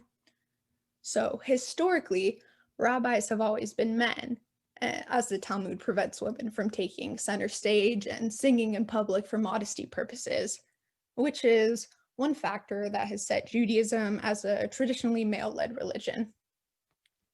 So Rabbi Joseph B. Soloveitchik normalized the integration of women in religious studies through the creation of the coeducational Maimonides school, as women are not prevented from studying Torah in groups privately.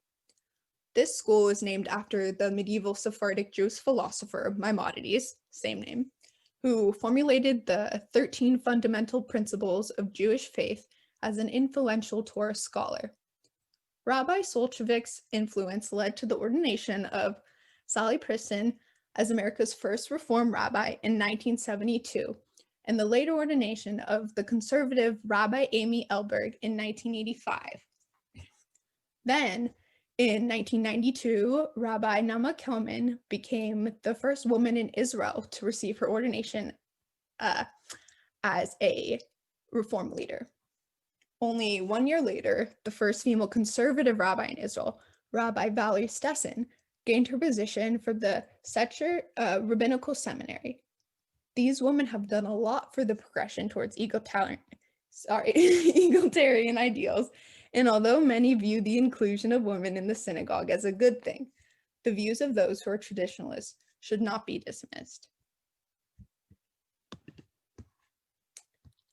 Okay, so Yaakov Yadgar, a professor of Israel Studies at the University of Oxford, set out to document the opinions of Jewish traditionalists in his journal on gender, religion, and feminism. One woman he interviewed, named Tamar, was raised in an Orthodox family, but now considers herself a traditionalist. When asked for her perspective, she explained, "I saw a woman called to the Torah. I am a feminist woman, but I found it very hard to accept. I don't like the notion of breaking down everything and inventing it all anew from scratch. It is important to acknowledge the discomfort felt by women like Tamar, as her upbringing and religious opinions are valid. Judaism is an ancient religion, and even as a feminist, she feels as though these traditions cannot be rewritten for the sake of these movements alone. To find a middle ground, we look to practices like the certification of Yotzod Halacha women. Essentially, young Jewish females navigating through the world inside of religion and outside of religion do not always find comfort in seeking guidance from their male rabbis. Thus, the Jeannie Scott Steen Center for Advanced Torah Study for Women provides females with the opportunity to engage in religious studies in support of other women in the Jewish community. The Hebrew word yatzot translates to advisor, and the word halacha means Jewish law. At the end of the bullet point, you can see yatzot halacha written in Hebrew. So, to receive certification, they must complete 2 years with over 1,000 hours of Torah study and a final assessment in front of a panel of Orthodox rabbis.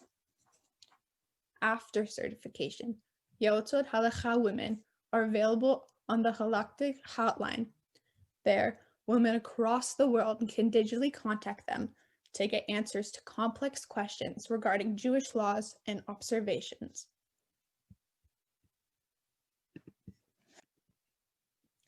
The Women of the Wall demonstrates there are current vibrant movements in Israel that highlight the role of women in Judaism.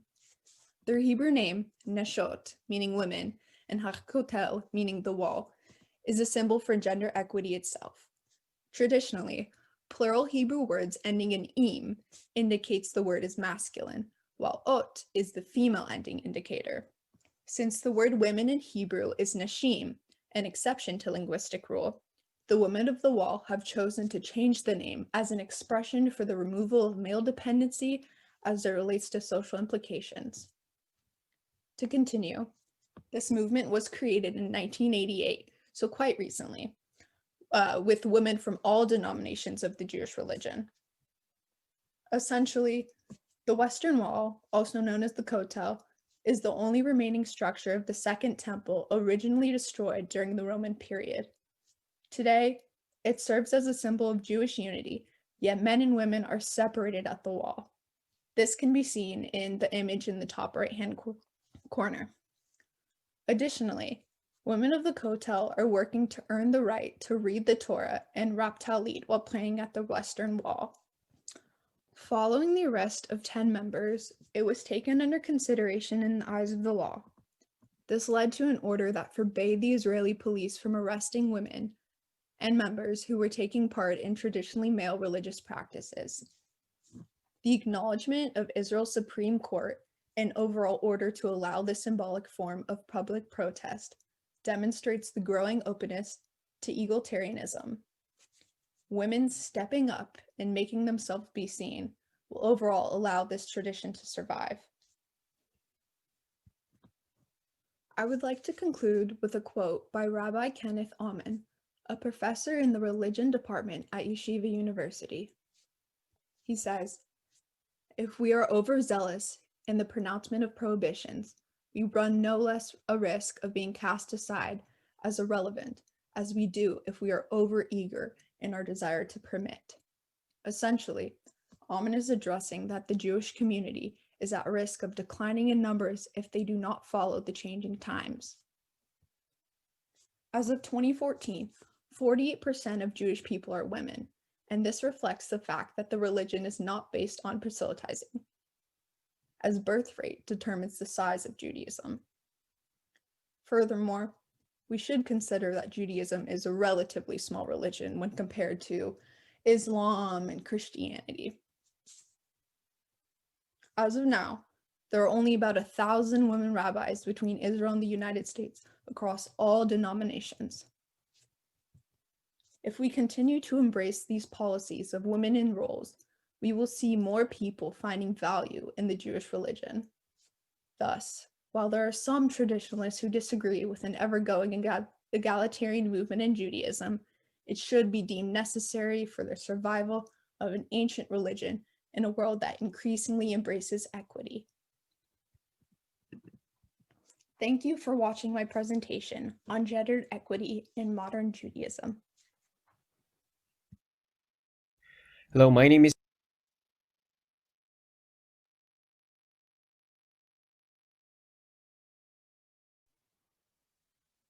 All right, so that was an awesome presentation on feminism in its relation to Judaism.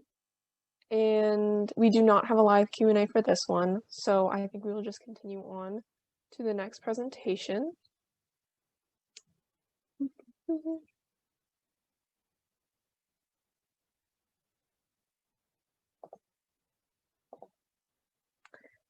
The next presentation is by Andrew Kim with Professor Shanti Machim, and it is on the culture of poverty. is Andrew, and my presentation is based on. Hello, my name is Andrew, and my presentation is based on my sociology honors project. As you may or may not have heard of the term, the culture of poverty is a term coined by Oscar Lewis in 1961 in his anthropological paper discussing a culture's role when it comes to poverty. Before his insight, people tended to think inside the bubble where poverty was more of an individual matter. In other words, in any discussions to overcome or analyze poverty, one's individual life was the sole determinant to consider. Yet, a consensus was not ever reached as to why a vast number of houses experienced continuing poverty back then. However, Oscar's study of Puerto Ricans in both Puerto Rico and New York suggested one's subculture, so to speak, as a factor of lingering poverty. According to Oscar's paper, he hoped the concept of the culture of poverty may help to correct misapprehensions that have ascribed some behavior patterns of ethnic, national, or regional groups as distinctive characteristics. By distinctive characteristics, according to a book, Sociological Perspective, he meant some 70 characteristics of the poor that can be grouped into 4 clusters. Characteristics on the individual level, the family level, the local community level, and the level of the relationship between members of the subculture and the larger culture. Larger society. With a wide list of categories, regardless of disciplines, many scholars relied on the concept. Not too soon, however, a social issue occurred. Despite Lewis' initial hope with regards to the concept of his own, the culture of poverty, misapprehensions about the poor only got intensified through the concept. People now think the poor could not get out of their circumstances, even if they were aided by the government or by other means, simply because their poor traits would get in their ways. Furthermore, people began to blame the victims for not escaping their bleak situations, even when they have the ability to escape. Contemporary scholars found this phenomenon so problematic that they decided to get together evidence that could refute the concept of the culture of poverty. According to the book, A Sociological Perspective, there was a governmental initiative in 1997 in Israel called Project Renewal. It was aimed at improving the standard of living of neighborhood residents and providing them, and especially their children, with better life chances. With the concept of the culture of poverty in mind, the poor in Israel should not have improved their lives with the supply, because their poor traits would have prevented them from improving their conditions. However, the results suggested otherwise. It reads, no significant association was found among the individual, familial, and communal levels, but all 3 correlations with the societal level are relatively high, with 2 being statistically significant. This last finding may suggest further hypotheses about the impact of having the poverty traits, but it does not change the general conclusion that even though our population was very poor, was the second generation of poverty, and showed many poverty traits, Lewis' model of the culture of poverty was not supported. Furthermore, they found out that the correlation between welfare dependency and demandingness was insignificant, and the poor in Israel was found to be aware of middle-class norms and tended to express their conformity with them rather than dependency and demandingness. This suggests that not only the concept of the culture of poverty was not applicable to those involved in Project Renewal, but the poor traits like welfare dependency were not necessarily contributing to the continuity of poverty, and the poor were rather eager to get out of their circumstances. In addition to the discovery from Project Renewal, there has been plenty of experimental results that did not support the concept of the culture of poverty and debunked such myths about the poor. For example, a myth that poor people are unmotivated and have weak work ethics was rejected by Iverson and Farber's study that suggested a number of poor people were in fact engrossed with a multitude of jobs to make a living. Also, a myth that poor parents are uninvolved in their children's learning, largely because they do not value education, was refuted by a set of experimental results by Laura and Leacher, suggesting low-income parents are less likely to attend school functions or volunteer in their children's classrooms, not because they care less about education, but because they have less access to school involvement than their wealthier peers. With those in mind, it's fairly arguable that Lewis' interpretation on the continuity of poverty might not be entirely true, although still a number of researchers support the idea of the culture of poverty. Then, how are we supposed to interpret this social issue? James Patterson made us remark that structural causes of lingering poverty must as well be recognized. It reads, most poverty can be traced back to structural factors inherent to either the economy and or to several interrelated institutional environments that serve to favor certain groups over others, generally based on gender, race, or class. For example, according to Gregory Jordan from Arizona State University, the disproportionately high rate of poverty among women may be viewed as the consequence of the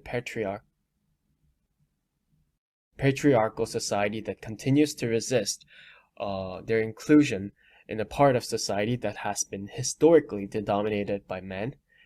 And as a consequence, welfare programs have been designed in ways that stigmatize public support for women as opposed to marital support. Considering all of the logical threats made above, it is still hard to cite on either one, rejecting the existence of the culture of poverty, and the other accepting the culture of poverty as the major determinant of continuing poverty, because it seems to me clearly that the culture of poverty exists, yet it is less of a major determinant and more of just one of the determinants. Also, I identified that there has been no empirical data drawn through an experiment on a national level or on a global level, meaning that the culture of poverty and the rejection of the culture of poverty are not both entirely proven.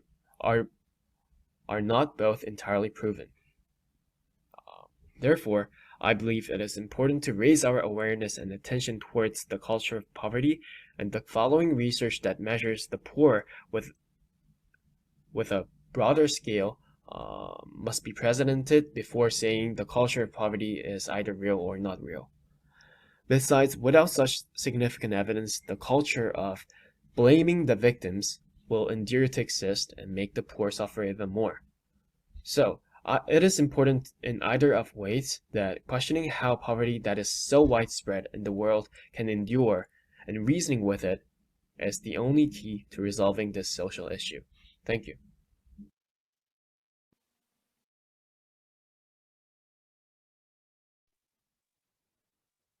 All right, that was our presentation on the, sorry, I'm having trouble with sharing. Okay, that was the presentation on the culture of poverty and the things that kind of affect that.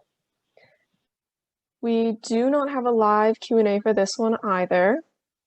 For our next one though, we do have our presenter here, John McPhee. Hello. Awesome. I'm just going to introduce him real quick, and then we're going to play your video, and after that we'll do a live Q&A. So for the rest of the audience, make sure to have any questions you'd like to answer.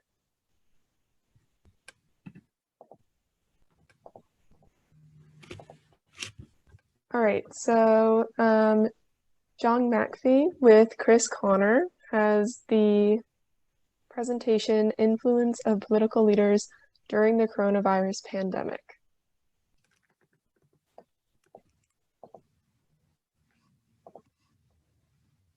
Hello, I am John McPhee, and I'm pleased to present my research report on personal pandemic responses.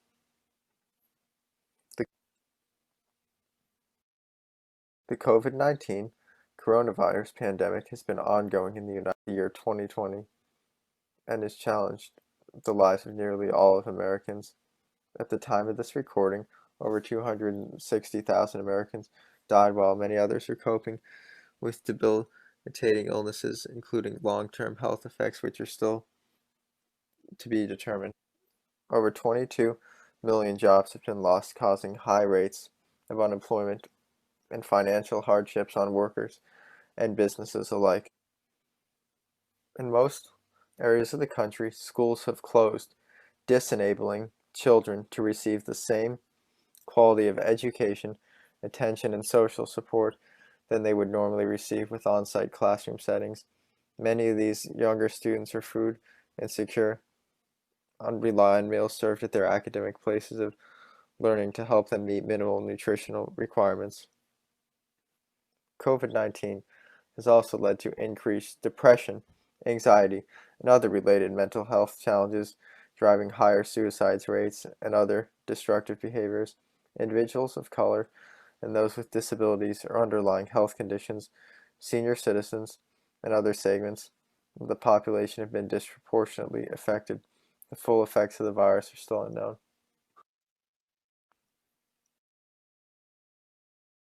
President Trump, who had downplayed the virus and effects, stating that it would magically disappear, also became victim to the virus when he and the First Lady and members of their family and close advisors were diagnosed in October.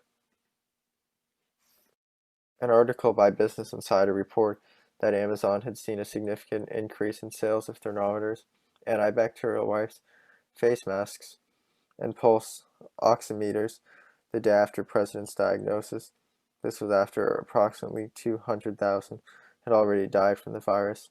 While the president had claimed that the virus was not of great concern, other officials such as Dr. Fauci, some states' governors cautioned Americans and advised on precautionary measures such as hand washing and mask wearing, along with social distancing.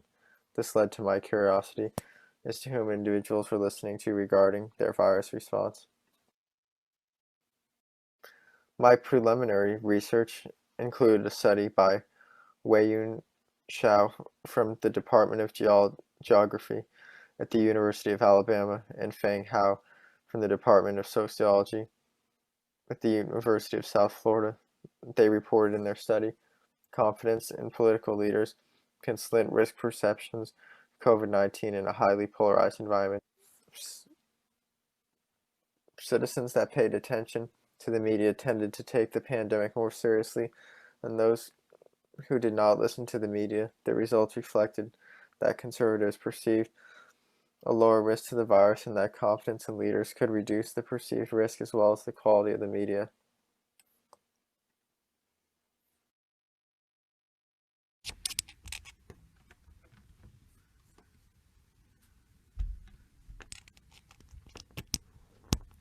Other research revealed Virginia Heffernan of the LA Times examined different approaches to the virus by some states' governors in comparison to President Trump.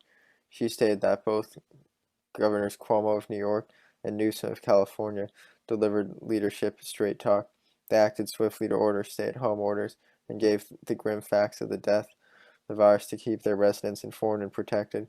She noted that this was in contrast to President Trump's claim that the virus would go away by Easter.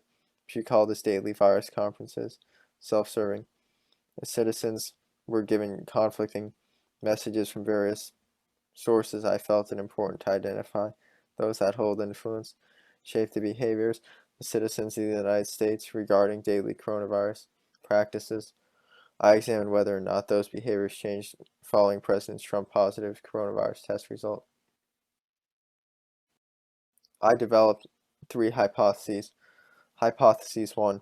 If the population largely looked to President Trump for guidance with respect to the coronavirus, then behaviors would change significantly following his positive coronavirus test. Hypothesis. If the population largely looked toward leaders or sources other than President Trump for guidance with respect to the coronavirus, then their behaviors would not significantly change following his positive coronavirus test. Hypothesis 3. Following President Trump's positive coronavirus test, a greater percentage of citizens would look to Dr. Fauci and other medical and science professionals that are subject matter experts on infectious diseases for guidance with respect to the coronavirus. An internet survey employing SurveyMonkey was conducted between November 13th and November 22nd. After the presidential election votes were gathered from the population, the majority of the states' electoral votes were finalized, with the exception of those from a small handful of them whose votes were being challenged by the president in his legal terms. The survey was designed to identify levels among government officials and other sources with respect to coronavirus behaviors. Changes in behaviors were examined following President Trump's positive coronavirus test. Demographic data collected from over 50 respondents include information on political ideology, age, gender, level of education, employment status, history of whether or not the respondents had a person or someone in their family that was stricken with the virus. The study included questions concerning feelings regarding levels of vulnerability at the outset of lockdowns ordered, levels of attention given toward the news media concerning presidential task force reports, guidance followed from a list of various government officials and other influences, along with behaviors that include mask wearing, the practice of social distancing, hand washing, purchase of antibacterial products, and more. Behavioral changes with respect to the activities discussed above were compared before and after President Trump's positive coronavirus test. Survey respondents tended to lean toward liberal political ideological beliefs, with 49% reporting that they're very liberal or somewhat liberal, while just over 25% of respondents described themselves as ideological conservative. The sample skewed toward a younger demographic, with nearly 63% of respondents under the age of 35 and approximately 41% less of the sample under 24 years of age or less. Gender was nearly evenly split, with 51% male respondents and 45% female respondents, with 4% of the respondents reporting as other. Individuals in the study were highly educated, with over 50% reporting completion of at least a bachelor's degree. An additional 39% reported that they have fulfilled some college coursework, with many of those in this category in process to complete their college requirements. The remaining 10% of respondents were completing their high school degrees, with the vast majority individuals expecting to attend college. Over 15% of those in the sample were directly diagnosed or had an immediate family member or household member diagnosed as coronavirus positive since the beginning of the pandemic.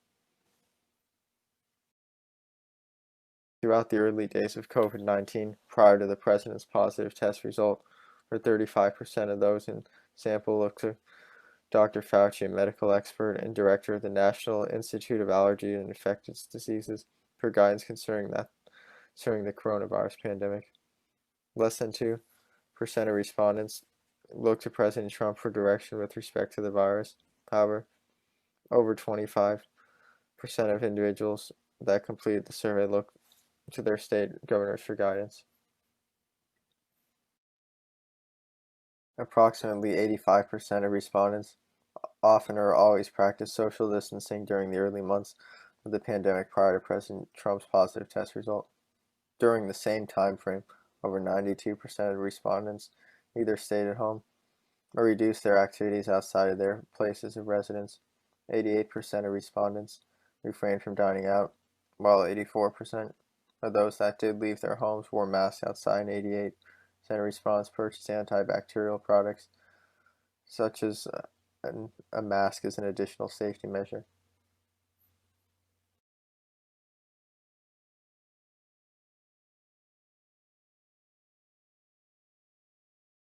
These practices were consistent with recommendations made by Dr. Fauci, countless media outlets, medical professionals, and by many state governors. After President Trump and many of his staff members reported positive coronavirus test results, over 84% of those sampled expressed essentially no change regarding their feelings of vulnerability to the virus. Behavioral changes in practice, such as mask wearing and practicing recommended social distancing, were either non-existent or insignificant.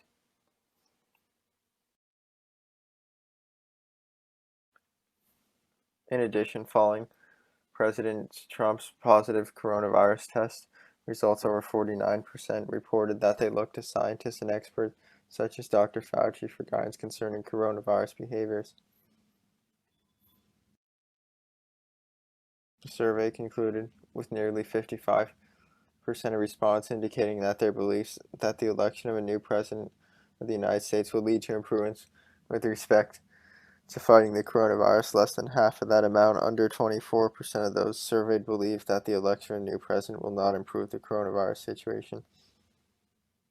These findings align with the results from the final survey question, which concludes that less than 28% of respondents believe that President Trump did an adequate or a good job responding to the COVID-19 pandemic, while more than double that figure, nearly 61%, believe that the president did a poor job responding to the crisis. This hypothesis was not supported, as only a small minority of respondents, less than 2%, looked to President Trump for direction with respect to the coronavirus. Thus, it may be concluded that this hypothesis was not tested, though it may have been expected that the United States citizens may look to science and public health experts for guidance. It is notable that over 25% of those in the study looked to state governors for direction with respect to the coronavirus. 88% of the respondents in the study looked to Dr. Fauci, state governors, news reports, family members, other sources, or did not seek guidance with respect to the coronavirus. Less than 2% looking to President Trump. Given the limited percent of those that looked to sources other than the president, it was expected that his positive coronavirus test results would have limited influence on the behaviors of the citizens of the United States. Over 88% of respondents reported that they did not feel more vulnerable to the coronavirus following the president's diagnosis. In addition, two behaviors, mask wearing and practicing social distancing, were compared before and after the president's positive test results, with essentially no change in those behaviors reported. It is concluded that the data suggests that there is support for this hypothesis. Prior to Trump's positive coronavirus test results, just over 35% of those in the study reported that they looked to Dr. Fauci for direction with respect to the coronavirus. Following President Trump's positive coronavirus test results, over 49% of those in the sample reported that they looked to Dr. Fauci and other science and public health officials for guidance with respect to the coronavirus. It is concluded that the data suggests that there is support for this hypothesis. Follow-up interviews were conducted with select participants to further investigate why the study was inconsistent with the reports that Trump's diagnosis spurred purchases of safety equipment to protect against the virus is reported by Business Insider. It is concluded that a reason may be that Trump was not considered a credible leader and lacked scientific knowledge about the virus.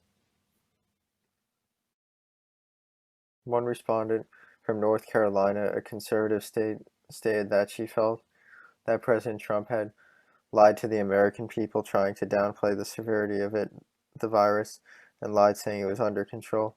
Further, that he did not listen to the scientific expert, nor did he lead by example, wearing a mask, and continued to hold large rallies against the advice of holding large gatherings. Another respondent questioned that President Trump's level of intelligence and understanding of basic science. It's known that this respondent had studied science and therefore looked to Dr. Fauci as a credible leader, an expert in the field.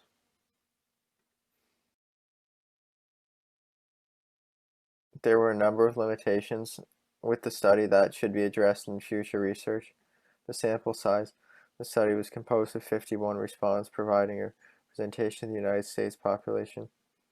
Although respondents represent individuals from most of the states, the small number may not be fully representative, nor does it provide the opportunity to conduct statistical analysis to accurately test hypotheses.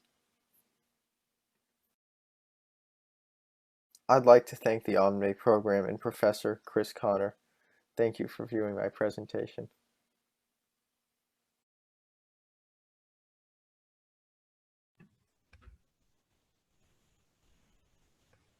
Yeah, thanks everyone. All right, awesome job, John. It gave great insight into kind of the pandemic and what's going on. For your live Q&A, does anyone have any questions right now that they want to start off with, that they want to ask John?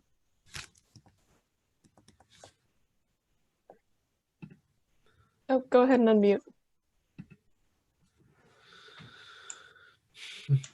There you go. Yeah, great job. Like I said in the notes when I graded your paper, congratulations. You should be really proud, particularly that you kept developing the project. Everything where it ended up right at the beginning, right? So we had to go through all these motions. I think that's what honors projects, that's what preparing for something like OMNI is about. So great job. There are a few notes that I have and then one question. I thought it was interesting. One of the more interesting things I found was that in sociology, we often talk about how sensational the media portrayals current events are and how that skews people's views of what is going on in the world and inspires fear more than is necessary or more makes sense really.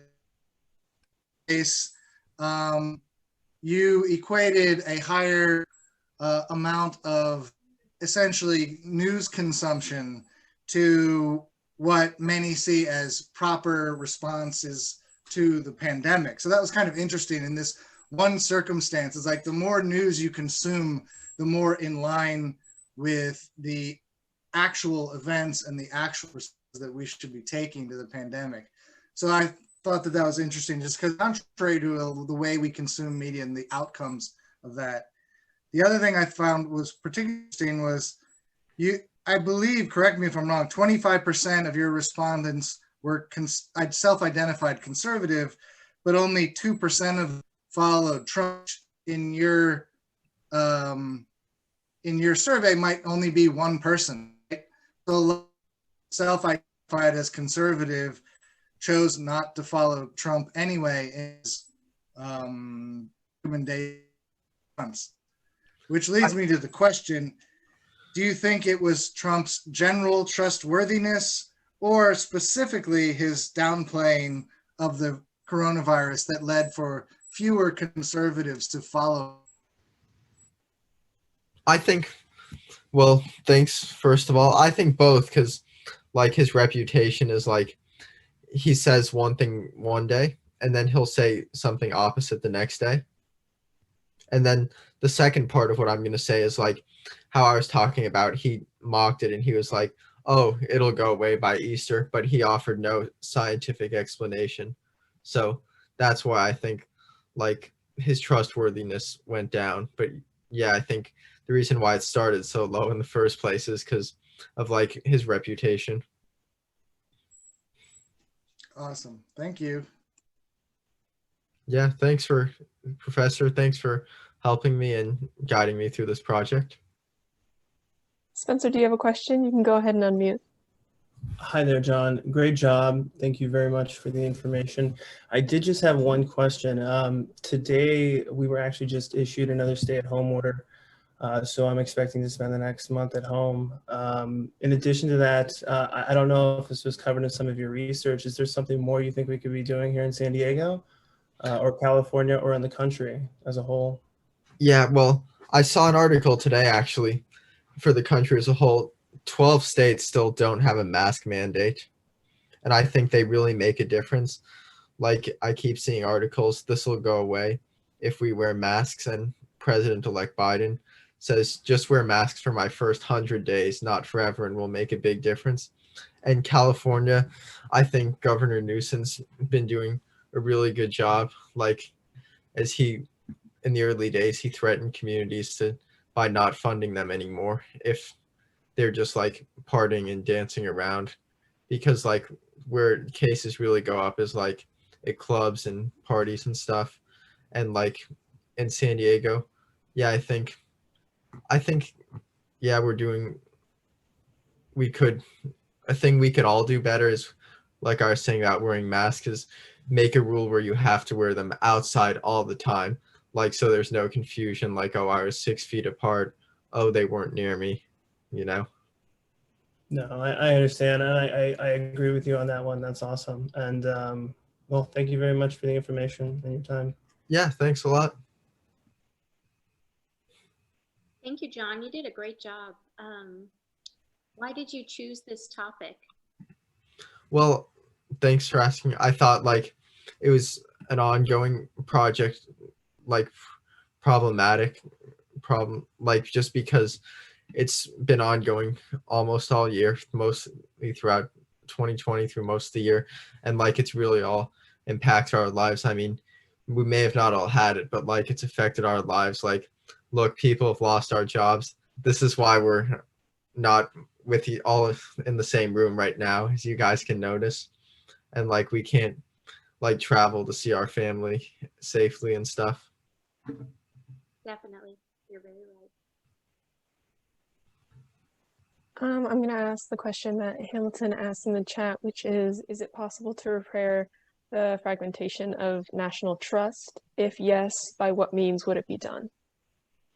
Well, like national trust, like how they don't trust President Trump right now, like because a lot of the facts he stated have been proven incorrect, but like, I mean, I think it'll change a lot. Like, I noticed from that he's the person in the most power, but has the least influence. And well, we're having a new president pretty soon. I think a lot more people listen to him.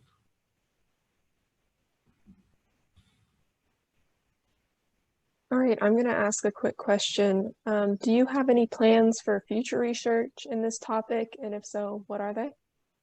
Well, in this topic, yeah, like, I mean, we're finding out more information every day. And like, as you know, the vaccines are soon distributed, and like who wants to take them is like, if President Trump says, take it and you'll be fine, I don't think a lot of people do it. But like, if Dr. Fauci and Dr. Birx, like health officials, say to take it, then people listen to that. And I think like some people just don't trust that it's safe and don't want to be the first ones to take it. But I think the first people that'll want to take it is like elderly and at-risk people. All right, well, thank you so much. Does anyone have any other questions? Yeah, thanks for having me. Thanks, Mr. Connor. All right, that was an amazing presentation. So thank you so much for the live Q&A. Yeah. This is the end of our session today. Thank you all so much for coming. Tomorrow, I believe, we will be starting at 10 a.m. if you are looking to see the history presentations, and that is all on our program that we sent out earlier. Again, thank you so much for coming, and thank you to all of our presenters. Thank you. Great job, John. Thanks, Mr. Connor. Thanks, everyone, for having me. Bye. Bye. Learned a lot. Great. Bye-bye. Bye. Thank you, everyone. Goodbye, everybody. Thank you. Goodbye, Christine. Thank you as well. No problem. Thank you, Sensei.